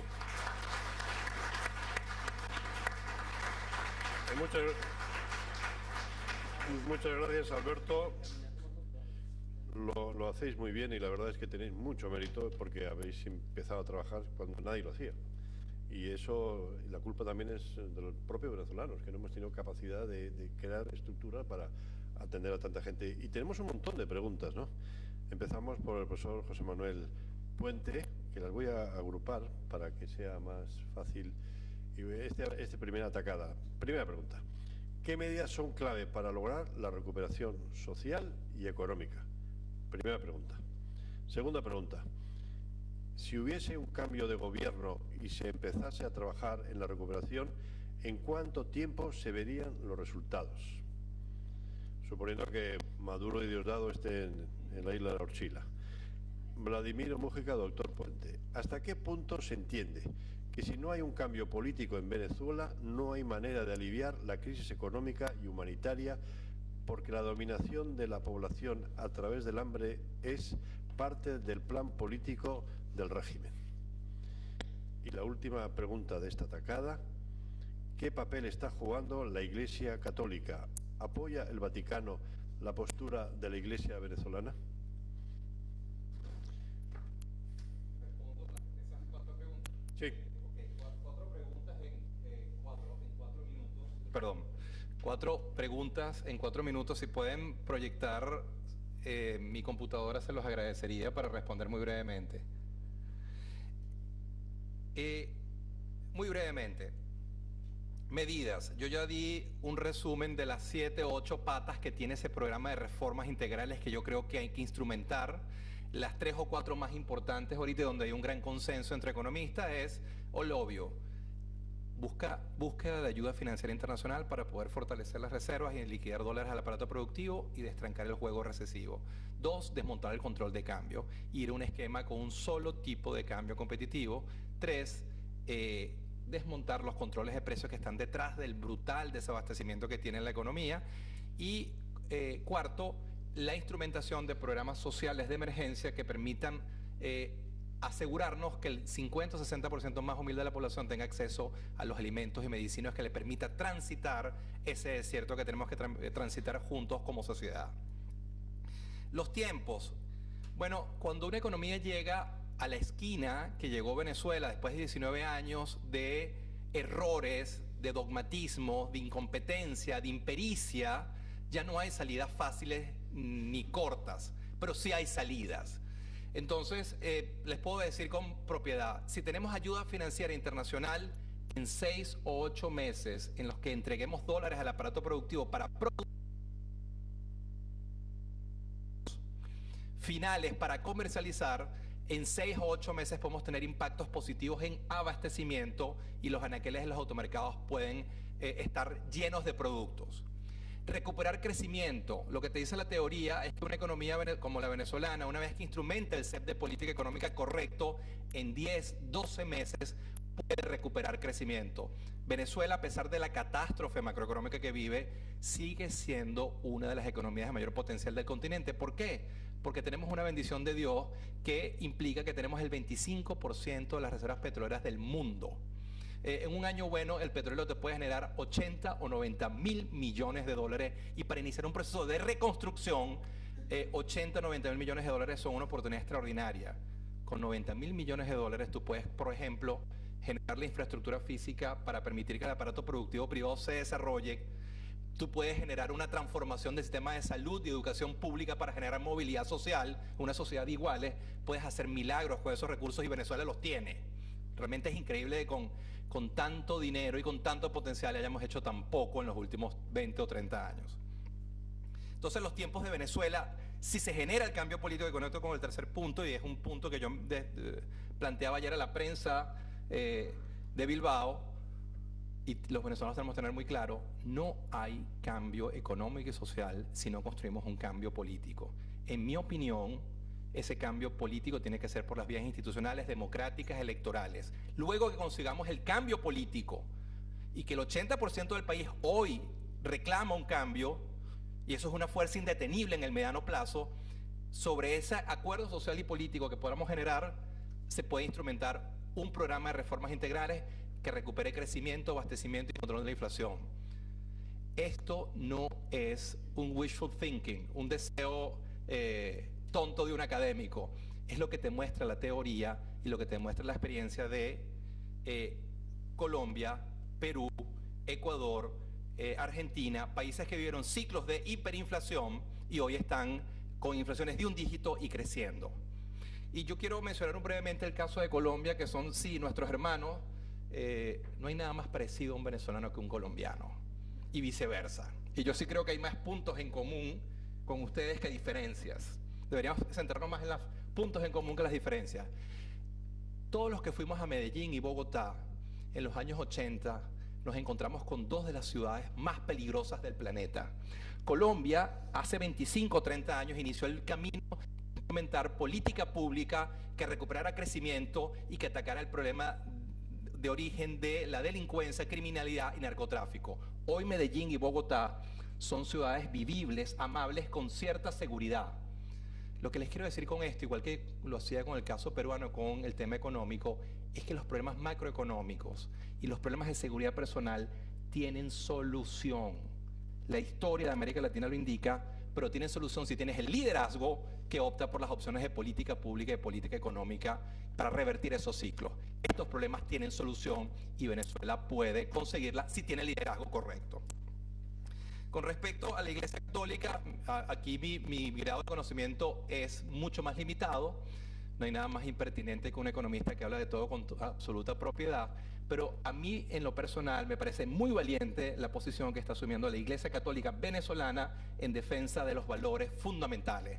La Universidad Católica, el padre Ugalde, ex rector de la Católica, y están ayudando mucho a generar conciencia y a que hoy todas las encuestas te dicen que el 80% del país quiere un cambio político, que el 80% del país está asqueado de una crisis social y económica y quiere un cambio, y en mi opinión esa es una fuerza indetenible en el mediano plazo. Y yo, a pesar del desastre que vive Venezuela, sigo pensando que podemos construir como sociedad el cambio político y la reconstrucción de Venezuela, y tal vez si nos volvemos a ver en 10 o 20 años más, veamos una Venezuela muy diferente. Y no se olviden, y lo digo sin ningún ánimo de arrogancia, Venezuela sigue siendo uno de los países de mayor potencial de América Latina. Tener el 25% de las reservas petroleras del mundo, más reservas petroleras que Arabia Saudita, todavía te da una gran posibilidad de reinventarte como sociedad. Muchísimas gracias. Ahora viene otro grupo. La primera, de José Ignacio Quincoces a José Manuel Puente. Venezuela en quiebra económica. ¿Con qué países? China, Rusia, hipoteca de por vida. Y una segunda pregunta. Tenemos que mantener nuestra cultura democrática. ¿Cómo puede lograrse eso si quizás exista un plan estratégico asesorado por Cuba a su imagen y semejanza? El próximo 2019 es su 60 aniversario. Segunda pregunta, Julián Pérez, que es de Cumaná, a José Manuel Puente. ¿Por qué Bolivia sí y Venezuela no? ¿No son de la misma ideología? Tercera, las medidas de presión de la Unión Europea, de la OEA y del Grupo de Lima, ¿qué efectos cree usted que tendrán en el régimen de Maduro? ¿Se atrinchará?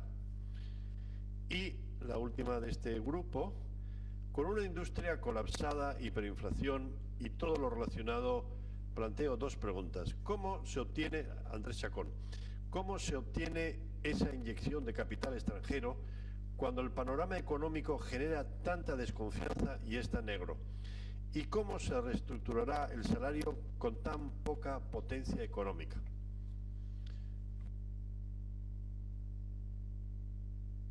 Mil gracias por por el interés sobre Venezuela. Lo agradecemos mucho todos los venezolanos que estamos en esta mesa y los colombianos también. China y Rusia, sin lugar a dudas, son los dos nuevos poderes que tienen mucha influencia sobre Venezuela. Yo agregaría que Cuba. Para nadie es un secreto que la transición de Hugo Chávez a Nicolás Maduro se decidió en La Habana. Y no cabe duda que ellos son jugadores importantísimos. Sin embargo, yo pensando a futuro en un mundo multipolar, pues tenemos 20 años de revolución, pero todavía hoy nuestro principal socio comercial sigue siendo los Estados Unidos. nuestro principal receptor de petróleo es Estados Unidos y nuestro principal exportador de productos a Venezuela es Estados Unidos. Bueno, en el mundo futuro yo sí creo que podemos ser una economía que juegue de manera multipolar, que utilice las potencialidades que le ofrece Cuba, China, Rusia y los Estados Unidos. 2, y ahí contesté un poco lo de Cuba. Por cierto, lo de Cuba es la revolución cubana y la revolución venezolana son dos revoluciones que están estrechamente vinculadas y con grandes intereses. Cuba recibe 80.000 barriles de petróleo al día, que resuelven su problema energético y su problema económico central. Y Venezuela recibe a cambio asesoría, labores de inteligencia y seguridad presidencial. A Maduro se le está haciendo imposible salir a caminar una calle de Venezuela porque le tiran mangos. No sé si vieron los videos. No es que a mí me gustan esas cosas, pero tengo que reconocer que sentí un pequeño alivio de ver cómo la gente está haciendo justicia. Sí, tengo que reconocerlo, que además con un mango no se mata a nadie, pero me gustó que le tiraron unos mangazos. ¿Por qué Bolivia sí y Venezuela no? Bueno, una de las paradojas, con todo el respeto por mis hermanos bolivianos, Bolivia es una economía con muy poco potencial, es una pequeña economía. Lo que pasa que, aunque Evo acompañó a la revolución bolivariana en términos políticos, Evo nunca se le ocurrió implementar el CEP de política económica y de excesos que cometió Hugo Chávez en Venezuela. Ellos no tienen controles de cambio, no tienen controles de precios, no tienen controles de tasa de interés, y por supuesto a Evo ni de broma, ni de vaina, como decimos los venezolanos, se le ocurrió expropiar más de 300 empresas. Bolivia no lo hizo, Venezuela sí, y vean el desempeño de dos economías muy diferentes. Hay afinidad ideológica, pero no se cometen las mismas estupideces en materia económica en todo el continente.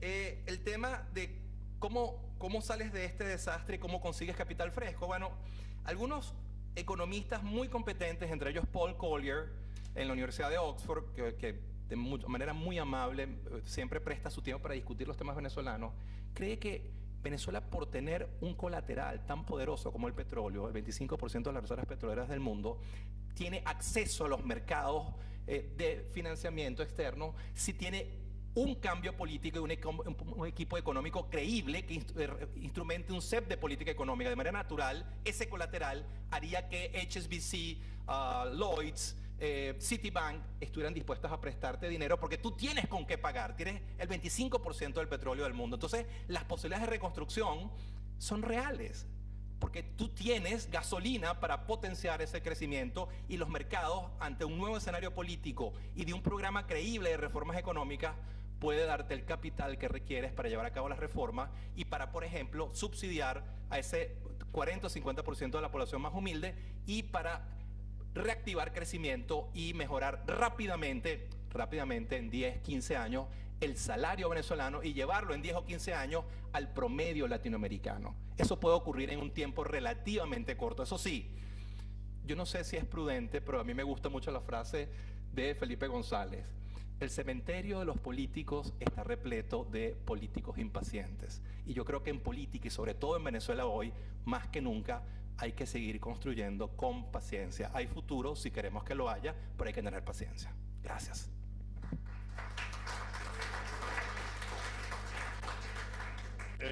Luego finalizamos contigo, José Manuel.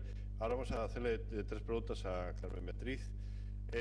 Aquí, Andrés Chacón, teniendo el 90% del país en pobreza y estando totalmente dependiente del Estado, ¿cómo pretende recuperar realidades democráticas con este fenómeno que vivimos? Segunda, Óscar Aguilera, Carmen Beatriz, ¿qué acciones está tomando la comunidad internacional frente a la tragedia que vive el pueblo venezolano? Y otra pregunta, el librito que usted ha enseñado, ¿dónde se puede adquirir? Y la última, y un poco relacionada con esta, es de Javier Uzcanga. ¿Se conocen las vías u opciones para ayudar? Segundo, ¿de qué manera se puede colaborar y difundir? Carmen Beatriz. Bueno, muchas gracias. Andrés pregunta, Andrés, ¿quién es? Con 90% de pobreza, ¿cómo sales tú de eso? Sobre todo si sabes que electoralmente estás metido dentro de una trampa donde se ha diseñado, ¿sí?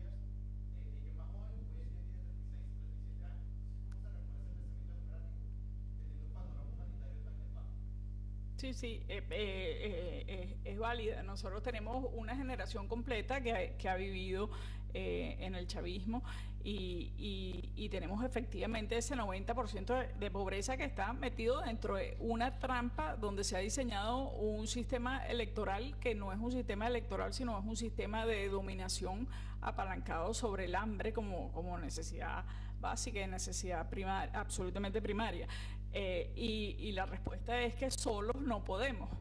Y por eso creo que es tan importante y va con la segunda pregunta de Oscar, ¿qué está haciendo la comunidad internacional? Yo creo que la comunidad internacional está ejerciendo una influencia que es determinante y que está haciendo lo correcto, que muy probablemente no esté haciendo lo correcto a la velocidad que quisiéramos los venezolanos que lo hiciera, pero evidentemente la comunidad internacional tiene sus tiempos, Europa tiene sus tiempos, Europa es complicado tomar decisiones en Europa, pero hacia allá se va. O sea, y después lo que hemos visto después de las elecciones del domingo es un Maduro que convocó un proceso electoral. El presidente me está diciendo que el Chacolí se enfría y entonces tenemos que acabar y seguir un poco ahora en el post, ¿no? Si puedes contestar telegráficamente, porque hay una pregunta para ti, dos preguntas para ti y la final, y luego terminamos con... De manera que todavía nos queda, pero son respuestas telegráficas, ¿no? Y seguimos con el debate después. Pero lo que sí que no quiero dejar de responder es que el librito, el libro se estará vendiendo afuera, y los beneficios del libro serán para una fundación de una amiga venezolana, vasco-venezolana, Anabel Altuve, que trabaja apoyando a la comunidad de SEA en el estado Mérida. Entonces, allí tiene el libro está disponible también en Amazon. El libro además, el que pueda comprarlo para contribuir, bienvenido sea. El que no pueda comprarlo puede descargarse digitalmente en Amazon gratuitamente. Entonces... tenemos aquí una pregunta a Iñaki, pero Iñaki luego la vas a contestar con el Chacolí en la mano. Porque dice, en su opinión, un ciudadano vasco que aún viva en Venezuela, ¿qué proceso debería seguir para obtener algún tipo de ayuda pensión Euskadi? Que yo creo que es una pregunta interesante, pero que luego Estíbaliz te lo va a contestar él con mucho gusto. Y luego, para ti, Iñaki, Xavier Izar dice que se ha hecho contacto directo con la Dirección de Vascos en el Exterior en Endakaritza, donde se expiden los certificados de vasco retornado, en términos o para activar la cooperación interinstitucional en Euskadi para hacer viable las realidades que se mencionan en el certificado de vasco retornado, pero que son, salvo la RGI, inoperativos por la falta del reglamento que no desarrolla la ley que regula estos casos. ¿Puedes contestar en 30 segundos? La pregunta que Estíbaliz, prefiero hacerla que la diga para entenderla mejor. Okay. Sobre todo, que tiene que ser alguien para venirse y traer toda la gente preparada para venir, ¿no? Que esa pregunta prefiero trabajarla con ella directamente, porque entiendo que es una pregunta para ver qué tiene que hacer como preparación previa para lanzarse a esta parte del océano, ¿no? Y la segunda, no conozco particularmente el proceso de los euskaldunes retornados. Me gustaría tener información al respecto para, uno, ver qué puede para informar a todo el mundo. Bueno, aquí vamos a ver.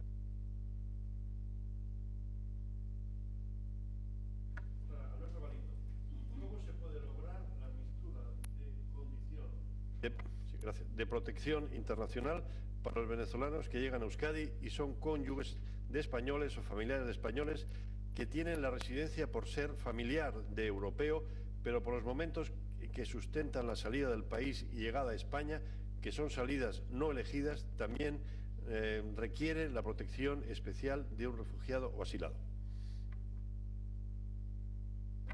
Esa es una pregunta bastante complicada, porque eso es más para un abogado y yo soy ingeniero. Pero yo les invito a que nos llamen a Socolvas. Allí tenemos unos abogados y abogadas que te pueden asesorar sin ningún gratuitamente. Y además lo que te preguntaban a ti, Iñaki, sobre el tema de los vascos retornados. También nosotros tenemos bastante conocimiento al respecto. Hemos tenido unas reuniones con la persona responsable de ese tema y siento decirles que no es fácil, porque incluso al haber redactado la ley, ni siquiera ellos la entienden. Entonces, allí les podemos asesorar, para no alargar, porque ya nos están diciendo que estamos... Ya las preguntas para el profesor Puente. Aquí hay una pregunta que es genérica, que dice: diagnóstico excelente de Venezuela si se manifiesta democráticamente en varias oportunidades. Conocemos el diagnóstico, nadie encuentra el tratamiento. El énfasis es encontrar el tratamiento y no pasa por consideraciones teóricas. Tenemos una pregunta de Iker Anzola que dice: dentro de las medidas para la recuperación económica se menciona la dolarización. ¿Qué opinión le merece esa propuesta y cuál es su viabilidad?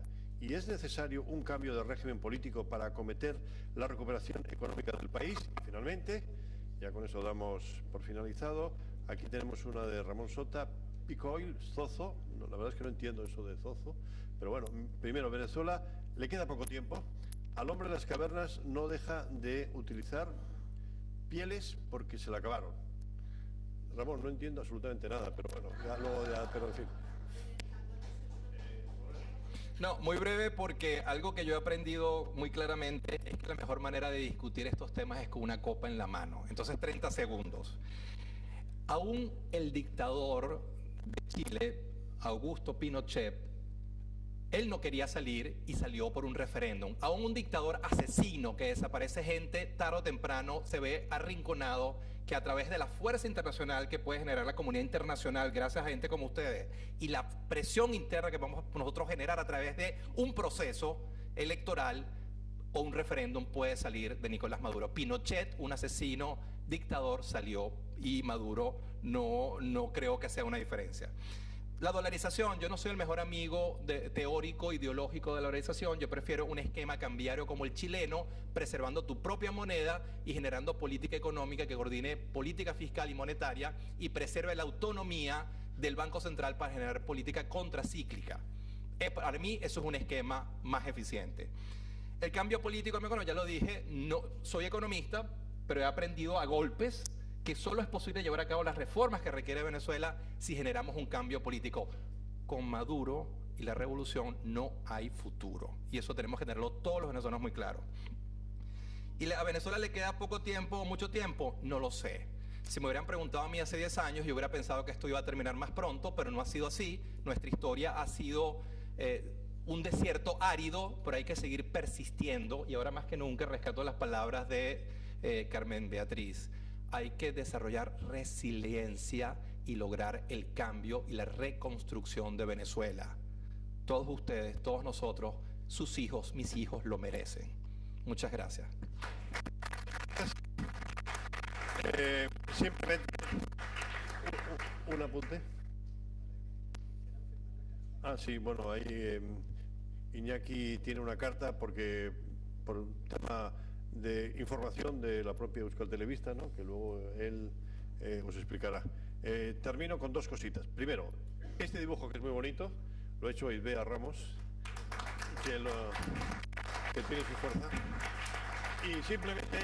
Y simplemente recordar que Simón Bolívar, libertador de cinco repúblicas en América Latina, con 18 años estuvo en Bilbao, se enamoró en Madrid. El que iba a ser su suegro dijo que se volvía a Bilbao, vivió en Bilbao un año, que en una vida de 47, un año de importancia. nos gustaría que fuera a hacerlo vestido de militar, sino por la mano. Pero bueno, eso es otra pelea. Y por eso quiero terminar con una frase que está en el Centro Vasco de Caracas y que está en el Museo Bolivariano de la Puebla de Bolívar, que es de una poetisa romana, Elena Bacaresco, que dice: Bolívar, pradera de molino en lengua vasca, molino que supo moler trigo de gloria y dar a los pueblos pan de libertad. Por tanto, yo creo que es el mejor mensaje que podemos hacer con una idea bolivariana, porque Bolívar no es del chavismo, Bolívar es nuestro.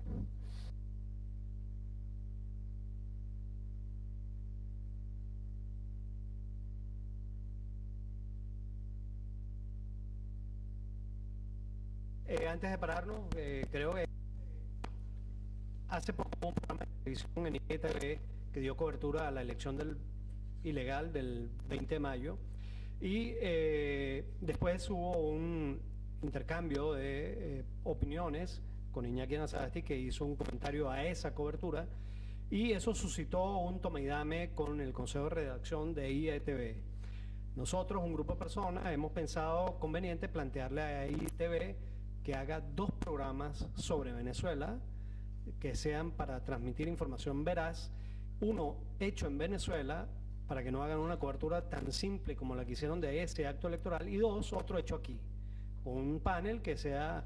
Entonces vamos a recoger firmas, los que quieran leen la carta y pueden firmarla, pero también la vamos a colocar online para que el que quiera firmarla vía online lo pueda firmar, de manera de pedirle a ITV 2 programas sobre Venezuela.